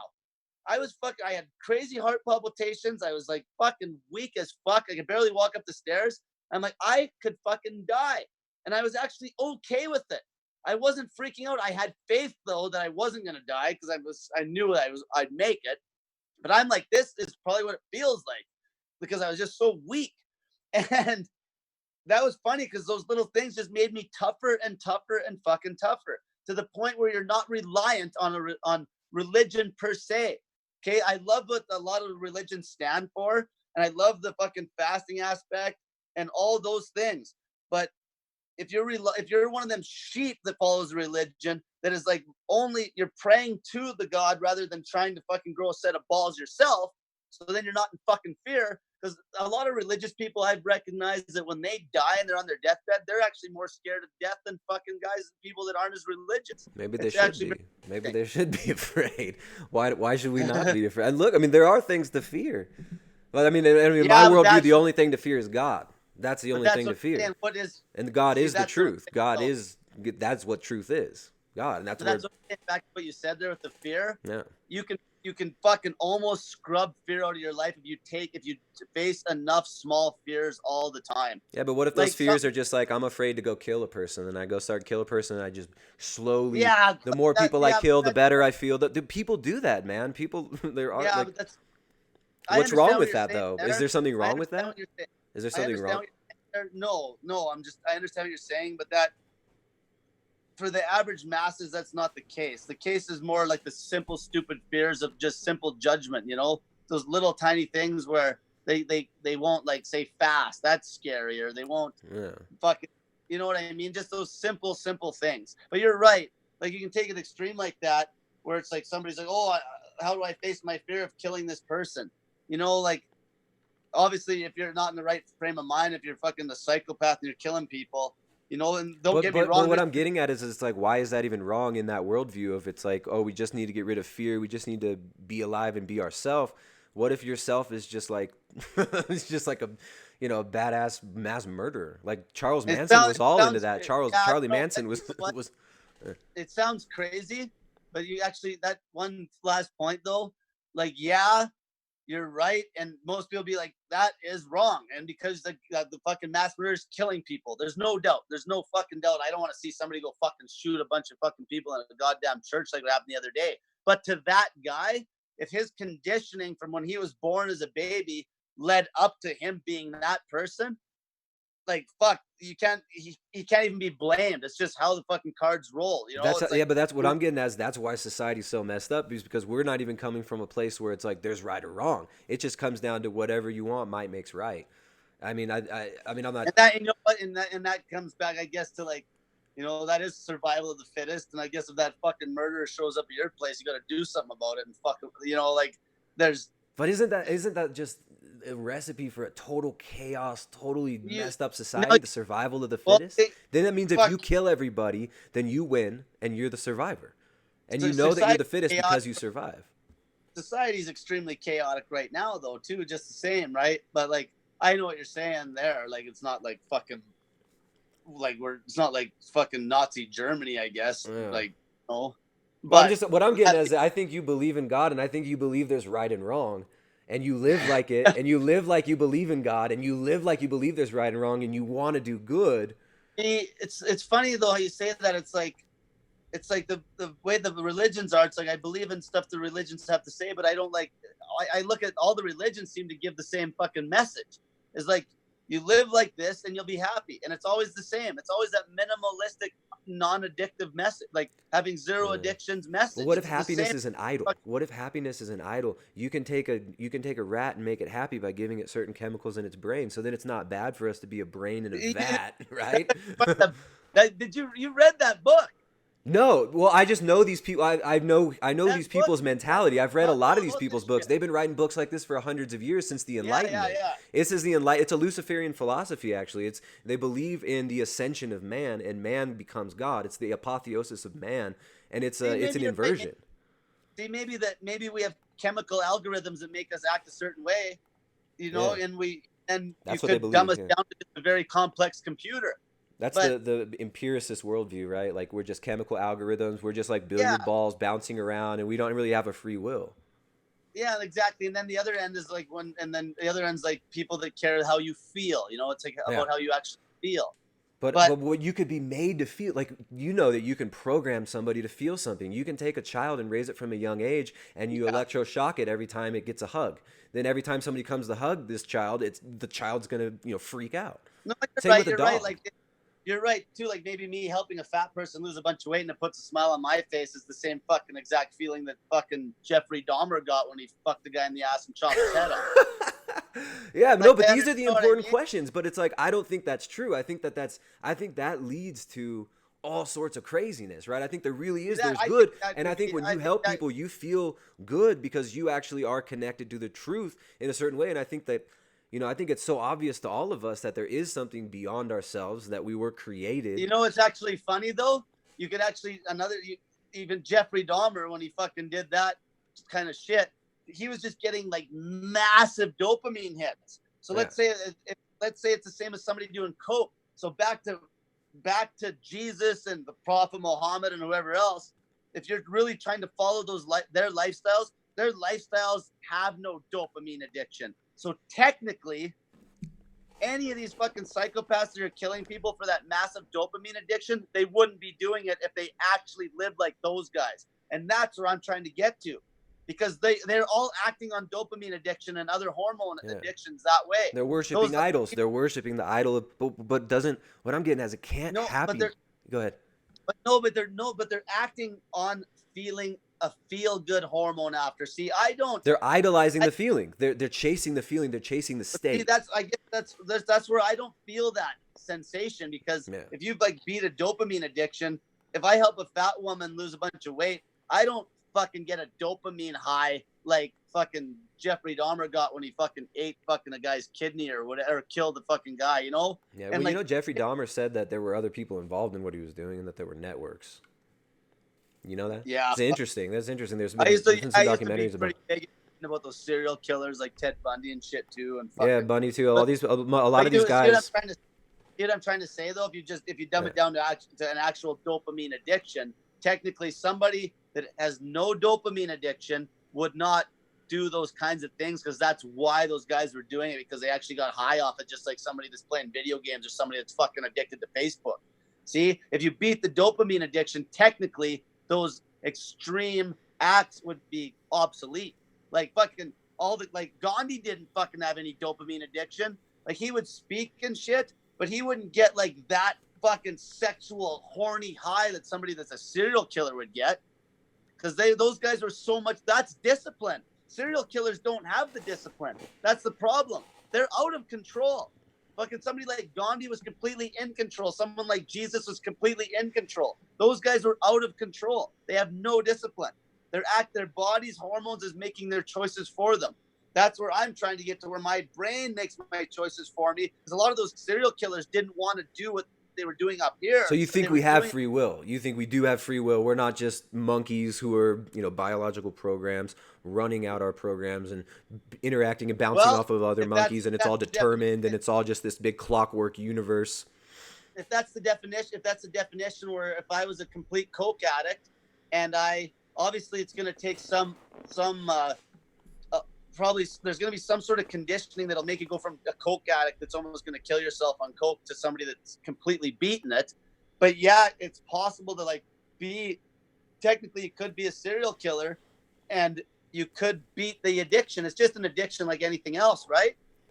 And I guess that's what I'm trying to say is that you could develop the discipline to not have any addictions, and in that case, anybody like a serial killer, they wouldn't even exist So it's like because they wouldn't. yeah. So I mean, in that kind of worldview, it's like we do have free will, and then there's outside forces that want to take away our free will and hijack and corrupt that free will, and then through our actions and through our decisions, through our connection with the truth, we can actually transcend That's that. true in a sense, no, and that's why I do Sounds like agree. that. Where I do agree to that to a point, and I do agree that's why church can be very positive because if you did have an addiction and you get around a community, is going to always be a good thing. Not one serial killer was involved in a fucking community. None. Like a real like they were living in a community, but they had no fucking. No, They but were some of them were. isolated. Some of them actually, they said they were part of networks and cults, like their cult activities where they actually Yeah, they were given so knowledge and they were doing so those are the ritualistic yeah, but then activity. okay, so then the community they were involved in was the same kind of people as they were fucking. So it's like the well, do It you would say, wasn't like is it it bad? wasn't Is it like wrong? okay, it wasn't like a crackhead going to your Christian church where there's a bunch of people that don't do drugs, right? It's like a crackhead just going to a group of people that's a bunch more crackheads. That's Or not it's gonna just help. yeah, well, it's a group of people who have a common belief and they have community, and their community believes that they should eat babies and drink live blood Yeah, and torture people and hurt people, right? So yeah. So that's the thing. How is that person gonna get? You ever see that movie, Mister Fucking with Kevin Costner, which Mister one? Brooks, No, I haven't heard of that one. serial killer, Dude, and he Kevin fucking was Costner is a going to serial his killer in the movie? yeah, Costner was, and What? he's like yeah, and then they couldn't catch him, but he was schizo, Hmm. and he would go to this fucking group, and the group was like a fucking like AA kind of thing, but he was there, and he'd just say he has an addiction, and it was funny because he's actually trying to get better, and he went silent for quite a while at the start of the show where he stopped killing people because this group was helping him, eh? Uh-huh. But it's funny how we're talking about so what I'm saying, if Dahmer somehow would have ended up at your church when he was killing people, spending it like that's the thing. How is he going to walk into that church? Something would have had to happen, right? Some sort of a chain of events. But he would have been in your church, and then he would have been like, that might have improved him. That he might have beat the addiction. He might have got into fasting. He might have fucking got into other prayer. He might What have is the beat addiction? Where does the addiction come from? What is like it comes the addiction comes from just like everybody else. It just comes from basically conditioning from you when you're a baby. Maybe your parent was a yeah. crackhead, parent fucking was an alcoholic, and then you snuck their booze, and So it's a it's all learned behavior. yeah, it's always like that. You don't just fucking overnight become a fucking serial killer. But That's fucking what taught us initially these things? Like what teaches people? all that systematic abuse, porn, fucking porn. Yeah, but where did this stuff? But before, like, where did this stuff originate? I mean, they had pornography. Like people used to draw out pornography, and they in the Yeah, Soviet Union, in the Mao, and in the Mao, or not, in the Soviet Revolution. Before that, they were flooding if the if society we with. really get crazy about this, we go all the way back to the fucking Big Bang Theory and fucking everything's just. See, this is the other thing. I don't know, like, what you believe this way, but I believe it's just it's almost like not. See, people hate hearing this. It's like nothing's planned out, but things are just gonna happen, and there's gonna be a fucking cycle.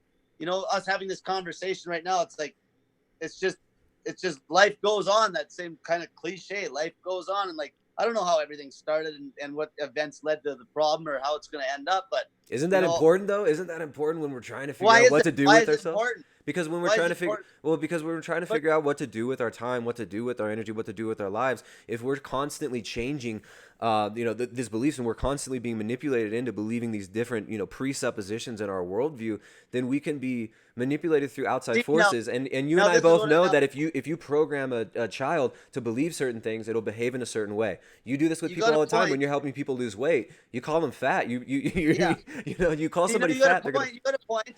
You got a point. But now that goes back to fear again. That's just fear of not of the unknown. And if you fucking actually if you fucking push death, like you don't have to get radical and fucking push death where you fucking slit your wrist and sit in a bathtub till somebody's got to take you to the hospital. But I'm saying this is what I've got from fasting. If you do a dry fast, okay, have you dry fasted? I've dry fasted for like one day during a longer I water challenge fast. you to this. I challenge you to this. You should fucking bust out a 72-hour hard dry fast. And what I'm saying is this, that I don't know all the answers to that stuff, but what I'm saying is it pushes your comfort zone to the point where a lot of this stuff, it'll lead you to happiness without worrying about that future or that past or where things came from, because it still always comes back to fear of death. But haven't you met, like, because I've known people who fasted. I had a cousin and he had like a psychotic break. I think he maybe had some intense abuse as a kid, and he ended up doing like he must have been 15 years old, and he had this almost like this full on psychotic break, and he fasted for like 3 days, didn't drink any water, and he was totally delusional, and he was like, I'm God, and he was like, everything is God, and then he tried to kill himself by getting the police to kill him. Yeah, You know what I'm had saying? nothing So like, that. all I'm getting at Please, is I'm not trying to like you know, nitpick or anything. This is a fascinating conversation. It's just like there's so much more going on, and I that's think what you're funny though how doing, you say you want to help people because you want to do what's good, and you feel it and you know that there is good and there is bad, but it's hard for us see to that you justify bring that because see of the that programs that we run and yeah. because of the society we live in. We can't even justify good or bad these days, and that's why I say I'm sorry to dude. We went like an hour on this, but that's what I'm saying is the problem is we don't have that. We don't. We've been. But see that state of mind though for you to even bring up that story. Like I won't even bring up that story. But that's If what something, happened. That's something that happened. It's all I'm saying I is know, I'm but saying it's like like yeah, dude, it's fasting's like great. It's powerful, but it's like I I mean, there's understand, but different it's like situations where different things yeah, will. but that's that's the fucking problem. Yeah. Fucking people fucking read too much and they take a one-off situation and they're scared shitless. That is the fucking problem. So the I don't problem is care fear. if there was a million. I told people this too. If I was helping a million people, if I had a million people do like a fucking 5-day fast, right? A million people lived and fucking 10,000 people died. 10,000. That is like fucking 1%. I do not fucking care. If 10,000 people died from a 7-day dry fast and I knew how healthy it was in the long run and 990,000 lived and beat all their shit, I will still fucking push that shit. You see what I'm saying? I'm not I saying don't fasting's fucking bad. I'm not care like if saying one anything about guy had an fasting's issue. bad. I'm not talking about Exactly. even fasting. I'm just getting at No, like but the I'm saying this worldview applies to and like right and all anything. wrong, Like where it's this, like what I'm saying though, yeah. this applies to anything that people are afraid of because they're always gonna look for something. Like if they haven't done it, it's always gonna be a fear. Anything you haven't done, you're gonna be somewhat scared to do it. And they're gonna look for confirmation bias that backs up their fucking little bitch ass judgment to not attack it. But what if you say That's the same thing? What if I'm sitting here and I'm like, Cole, like you're being such a pussy, you're so afraid. Why don't you rob this bank with me, dude? Like let's go rob this bank. We're not gonna hurt anybody. Let's it's an adrenaline rush. It feels good. It's empowering us. We're gonna use the money to do this. It's like I mean, yeah, getting over but fear really could though, be but no, but important, that's but not it's like, positive. but what is fear? That's a But weird. that's not. But the thing is that doesn't the outcome of that's not positive. But what is The outcome. positive? Is there positive and there has so you believe there's positive and negative? No, okay, that's fine. But what I'm saying, You no, but get doesn't you make see any what I'm sense getting because I'm at? You see what saying I'm getting at? You I'm saying believe? what I'm doing though. I'll come out. I'll Yeah. come out and it'll be positive. It's like I'm doing something difficult and I'll come out and it'll be positive. And you But want to do you'll something rob that's that bank. positive that's not just you think it's positive, so therefore it's positive. You think that there's outside of yourself there is good, right? Like there's good and there's You know bad. what? You know what? That's funny to bring the bank robbing story up though.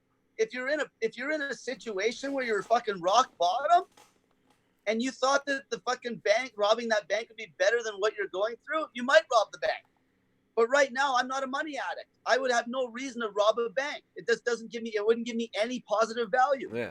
But if it was like, oh, if you do this, this could be like that fucking one in a million thing that'll make you fucking feel so great. Like maybe you would. Yeah. Right? Well, yeah, But anyway, what I'm saying is like just cuz something feels good doesn't mean it's good, right? I think oh, sorry. I just accidentally muted. I think there's good but that's the outside thing of though. us. See, that's the Good is thing though. something that transcends us. Like good and bad, like those are things that are outside I of understand that, yeah. but what I'm fasting itself doesn't feel good. Like when you do that 72-hour drive fast, you ain't gonna feel Yeah, good. it's just like You're gonna feel like not shit. watching porn, like getting unaddicted to, or breaking a porn addiction doesn't feel good. Breaking an Exactly. opium addiction doesn't feel good. You know what I'm saying? But it's like it feels better to you. I would say that it feels better to to break that addiction because you're transcending something that is inherently bad, that's inherently wrong. And True. I think It but you believe there's right and wrong, right? You do. You believe. Look, you want to help people. You're so nice. You're so funny. You're so lighthearted. You can have this conversation. I'm not Yeah, but attacking you. I'm not it's trying to like. right Yeah. and wrong. But then I believe that sometimes, I guess, if you talk about the greater good, I believe that something always has to be sacrificed. Always, something always has to be sacrificed for the greater good. That's how I look at things. Mm-hmm. I look at the masses versus the small sacrifice. Yeah. Like that's what I look at. I look at the best possible result. Does that make sense? Yeah. No, that's definitely true. No, yeah. So what I'm saying about the fear. So if you had like fucking 10,000 people die during a 7-day dry fast, and you had 1 million people that have cancer, and fucking 7-day dry fast, let's just say cures it. and let's say 10,000 people died, but the other amount lived, it's like, I would never not promote it still because fucking 1% died from it. There's no fucking way. And that's where people's mentality's at. They hear one bad experience and they're too fucking chicken shit to try anything. Yeah. And that's what, and your life will go down a bad, unhappy road if that's the way you're thinking. That's all I'm trying to say. But if there's no real bad or good, then what does it matter? But it's all see, anything that's hard, anything that's really difficult that you don't want to do, like if you're robbing a bank and you're an addict and you fucking want that money, then maybe that does feel good and you're that reckless. You'd have to fucking have pretty low value for your life if you think you're gonna get fucking killed. Because if you're trying to preserve your life and you actually think you can help others, you don't want to die, right? Like you don't want to die if you think you can help other people. Unless maybe you fucking like Gandhi, who almost fasted himself to death to help the fucking whole country. He almost did die. Yeah, but anyway, I do challenge you to that 3-day dry fast. No, I've definitely done plenty of fasting. Fasting's cool. But yeah, man, this has been a great conversation. I think you're really fun to talk to, man. I could talk to you for hours. I wish we had a fireplace sitting by a fire pit. We could eat what 4 kilos of steak or whatever it is you're about to eat. You probably got a good, nice fire pit there and shit, eh? Yeah, well, not right here where I live, but we're building a home right now in the house, so we're gonna have a little fireplace inside. I'll put a fire pit out there. Was your family Christian? No, atheist. Okay, so what happened? How did you get into it? Oh, I was just super screwed up. I was just like I just wanted the truth, man. You know, I mean, it was just I wanted the truth, and I knew there was right and wrong. I always knew that there was right and wrong because I felt myself being tempted to do wrong.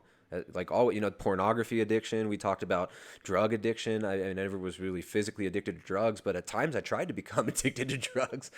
See, maybe that feeling of wrong, maybe that fucking actually does come from like dopamine addiction. Maybe it's like, Jesus, feels just too good. It can't be right. Maybe fucking. Yeah, but the dopamine addiction, if that feedback loop is what we're all chasing, and if that's what's real, then it's kind of pointless to transcend it. Why not just dopamine ourselves to death? And why not just skydive while having sex with a porn star and shooting up heroin while on acid doing a line of coke?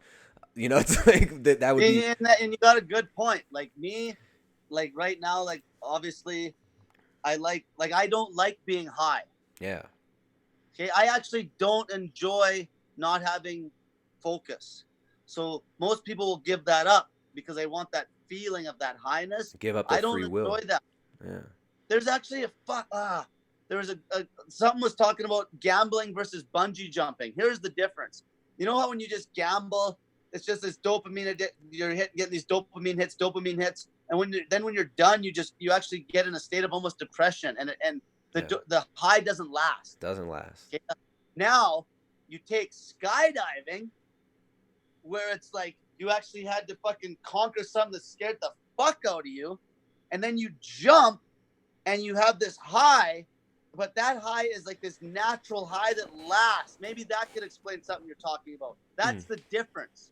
It's like anytime you do something that's extremely difficult, the after effect has like real value and lasts. But when it's just that quick high that is easy almost in a sense, that doesn't last. And that's how you get that addiction. Yeah. That you actually get that really bad addiction where it's so quick. And I think you're totally right.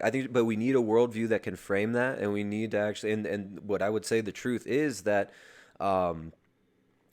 we do have to transcend this. We do have to transcend these addictions. We do have to transcend these inclinations to rob, steal, cheat, rape, murder, all these things, which we've all felt at times, man. Like we've all felt murderous inclinations towards other people. We've all, probably gotten in fist fights as kids and like really wanted to hurt somebody. We've probably been cruel to people because of vindictiveness.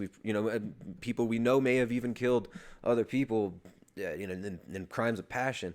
And I think the reason it's so important to me, and the reason like this is what it all comes down to, is without a worldview and without a connection to the truth that actually gives it meaning, we end up just thinking that we're just big pink monkeys that should just chase our dopamine, and it ends up.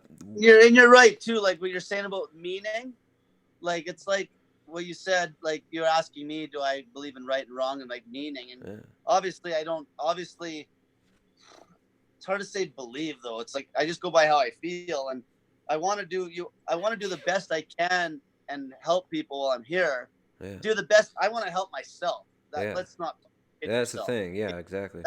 Let's not kid yourself. I help people, but helping them helps me in return. There's always that trade-off. Yeah, but you've As far trained, as but it's not just helping people.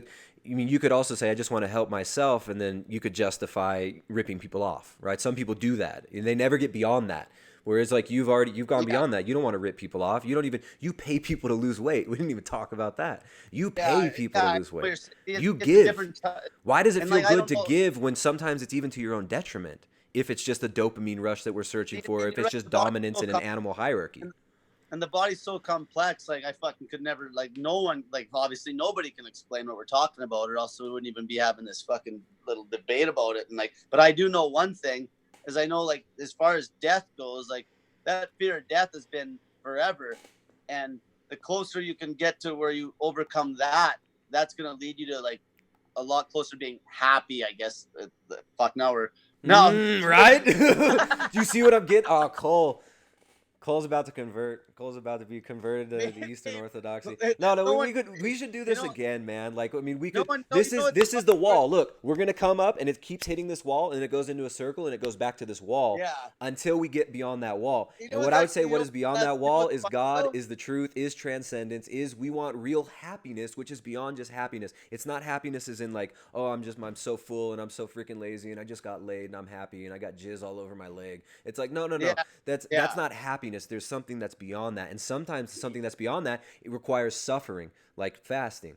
It's like, but really, where that comes from and where all good comes from, it has to be something beyond just physical matter, beyond dopamine, beyond that, because right and wrong is not physical. It's beyond dopamine. It's beyond monkey mind. It's beyond all this. So, yeah, that's we run into that wall over and over again until our worldview can incorporate suffering, the meaning of suffering, and why we're suffering. And I think that's interesting. You live with a Muslim family, you respect them, you love them, and you're trying to help other people. And I think we're all searching for the same thing, which is the truth.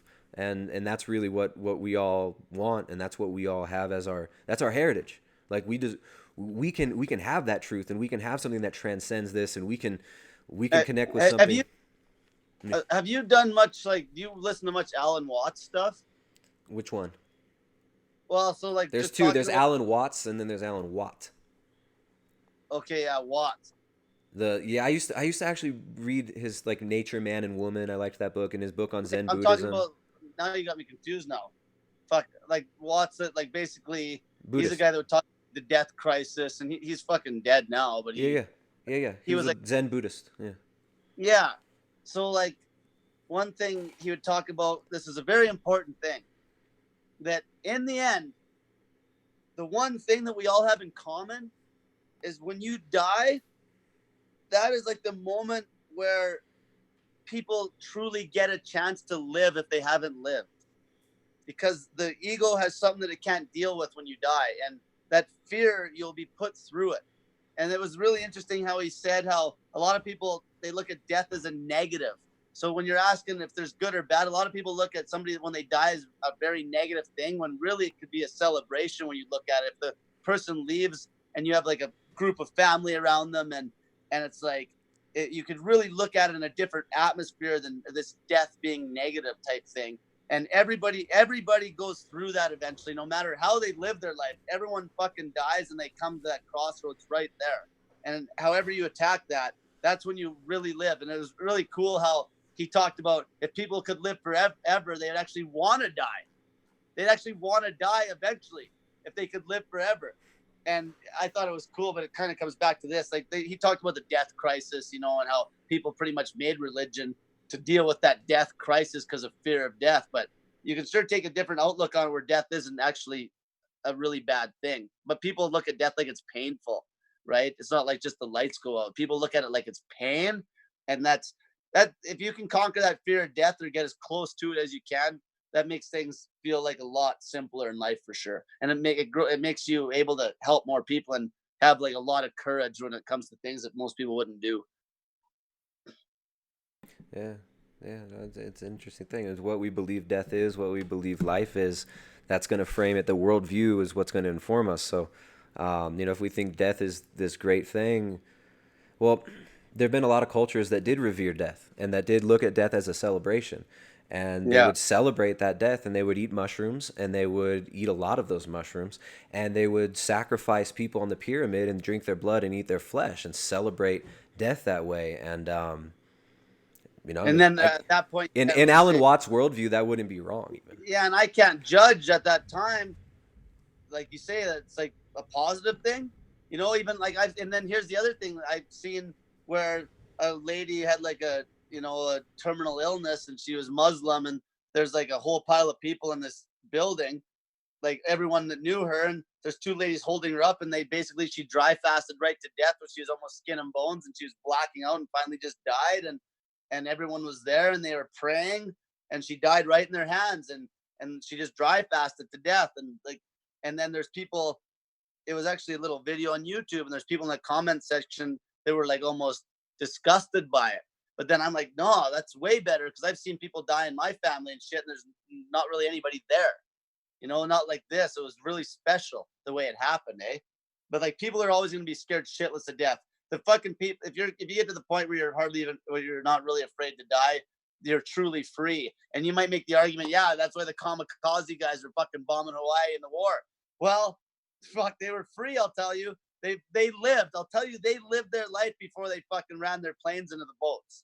You know what I'm saying? You can look at it, some crazy shit like that. They really would have lived their life. They were fearless, and it's like, and they knew the end was coming, and bang, like that. You could look at that like, yeah, they're kamikaze, but really, how many people die and never ever fucking really live their life, but they live when they die regardless. If they're a fucking shut-in that's on Facebook their whole life and fucking 500-600 pounds and have the shittiest life ever, that moment they die, that will be when they fucking get their happiness back, is what I believe. I'm not dead yet, but that's what I believe. I believe it doesn't matter who the person is, the worst fucking life possible, that moment they die, that's when they get their happiness back. Now, people look at murderers. Yeah, that murderer killed that person. When that person died, though, that moment, like, yeah, they got murdered, but there's interesting ways you can look at the actual death where you don't get so afraid of it. Yeah, I mean, so what if you just programmed an entire society to accept death, and you take control of death and you ritualize death and you make death kind of a big happy thing. We give you dopamine, we give you cocaine, we masturbate you with a fleshlight, and you die a happy death, high as hell. Well, this way though, let's say if we weren't talking about all these kind of like these very specific vices you mentioned there. Imagine everybody in society did actually think that death was positive. But then would you go kill your buddy that had sex with your wife? Yeah, because it's positive. You're giving him a gift. Exactly. So then why would that would actually, if everybody believed, so everything is permitted. Change how everybody acts. So then it's all permitted, and it's just what I'm getting at is like the society. No, but what I'm saying, you wouldn't want to give him that gift. So you wouldn't even fucking try killing him. Okay, so then you keep him alive and you torture him. I mean, it's like... No, you wouldn't do anything. You just let him live his life because you think that his life is actually worse than dying. So you wouldn't even do anything. Well, you could also make his life worse than dying intentionally, right? Like you'd want to make his life worse than dying. And if you were very vindictive and mad, somebody might take it to the next step and go all Jeffrey Dahmer on him, right? But it's like, yeah... You see what I'm getting at, though? It's like what we believe about these things, it frames reality for us. And you're right, dude. Death is a huge one. And what we believe about death determines what we act like in life. And everybody has a religion, right? Yeah. Every single person. Even if the religion is, I have no religion. Those are sometimes the most religious people. I'll agree with that. I'll agree with that. You know what? Some of the people that I help with the fasting, they're fucking... they were hardcore Christians. Now they get more out of my group than they get out of their church. Well, most of the churches are totally same with Buddhism. A lot of these Buddhists, they get depressed and there's all these churches, there's so much deception, there's so much we're all susceptible to it. We're all susceptible to addictions. We're all susceptible to all of us. It doesn't matter. You could say you're this or that, but it doesn't mean. And the reason the religions attract people in the first place, because it's the discipline that attracts the people. discipline's very attractive. That's why people come to me for help, because they're like, Cole's disciplined. That's the attractive part. That's why people love sports athletes like Michael Jordan or Phelps. Discipline, right? Now, though, the religions are so watered down, there's no discipline anymore. Okay, the fucking Muslim religion back in the day was probably fucking almost the snake diet, essentially. But now it's one of the only ones that really pushes any real fasting on the year. All the other ones were fasting based, but there's no fucking discipline, and they're just watered down. Well, Eastern Orthodoxy is still fasting, but I mean, but you know what I mean, though. Like I'm like you got like shit. There's more people fasting on that snake diet group I have on Facebook than fucking real fasting. Yeah, look at Protestantism and Catholicism. They're just huge atheist machines, right? I mean, well, they pump out more atheists than Richard Dawkins does, and Yuval Harari does. I mean, the Catholicism and the Popeism, all these things, but that's, like you said so many times, that's because they distort the truth, a lot of them. Yeah. Right? It's like, my religion's the truth, man. I'm after what's true. I'm after what's real. I think you're seeking after what's true. You're seeking after what's real. We both believe there's truth, so we're both religious. We both believe in. One last thing there. Fucking one last thing. I keep saying that, but we both keep saying it, man. Like Doc, you know Miles Monroe? No, I never heard of him. Like, well, some of these guys I'll listen to, these motivational speakers, they were actually basically like pastors, like basically preachers, right? Yeah. A lot of them started out as preachers, and he ended up fucking on an airplane with his family and shit, and magically, when he was preaching a lot of the shit that the fucking system would not want to hear to like big groups of people, like they paid him, like he would make like, these are the kind of guys that make like 30 grand for a 2-hour speech, right? And they killed, that fucking plane was in a crash. Who's the other guy that's always in the motivational speeches? Like, he's a black man, and he's always in those ones on YouTube and shit where they're like, there's somebody running and doing like some sports, and they're Les Brown. I don't never heard of him either. No. Shit, you gotta look these guys up. All right, Les Brown. I gotta do some homework. But anyway, these guys, it's funny because it's like real preaching, and that's the way that some of these preachers at these churches should actually be. And it's not there anymore. I went to Christian church with one of the ladies that I used to train just for shits and giggles on a Sunday. And I grew up in a Catholic school, but I'm not Catholic. That's why you're atheist. But I'm not fucking Catholic. That's for sure. But anyway, I went to the Christian church, and they have like these bands playing and shit now. Like it's like a rock. Yeah, exactly. And they got the like pastor's got an earring, and he's playing the guitar, and everyone's flirting, and there's no discipline at all. Like that's what religion's supposed to be about. Fucking discipline and simplifying your life and getting rid of the stress. Like, and it's not there. Yeah, but when in your worldview also, causing stress is important too, right? So using fasting to cause stress, like you're causing stress intentionally. Stress makes you grow. Short term, you're fucking basically get to a state where you don't want to have stress down the road. You're trying to beat. It's creating stress because you're an addict. Yeah. If you weren't an addict, there wouldn't be any stress. But what's wrong with being an addict? Damn it. All right, dude. Hey, let's wrap it up. Well, for the audience, we'll wrap it up. I'll still talk to you. I just want to take off the headphones and stand up and move around. Like we can keep talking, man. I'd talk to you all day. So, hey guys, you guys got to check out Cole. What's your YouTube channel called, my friend? Snake Diet. And then I'm the Snake Diet Wizard on Instagram. And then my Snake Diet motivation group on Facebook is where I have people post all the accountability pictures for fat loss. And fuck, we got way off topic. We got all on every single topic, man. We just spent an hour talking about theology. We would. You're way more well read fucking on the religion shit, but like all I can ever go by is how I feel, right? Just like anybody else, Yeah. But like we said before, can't we be made to feel things? Programmed to feel things? With the right programming and training, you could be made to almost do anything. Really? But that's not bad, right? Though, right? Well, fuck. That's the thing. Like, obviously, they program fucking guys in the military to fucking be killers. Like, yeah. Oh, and then someone says Cole is a fasting addict. All right, guys. We got Cole.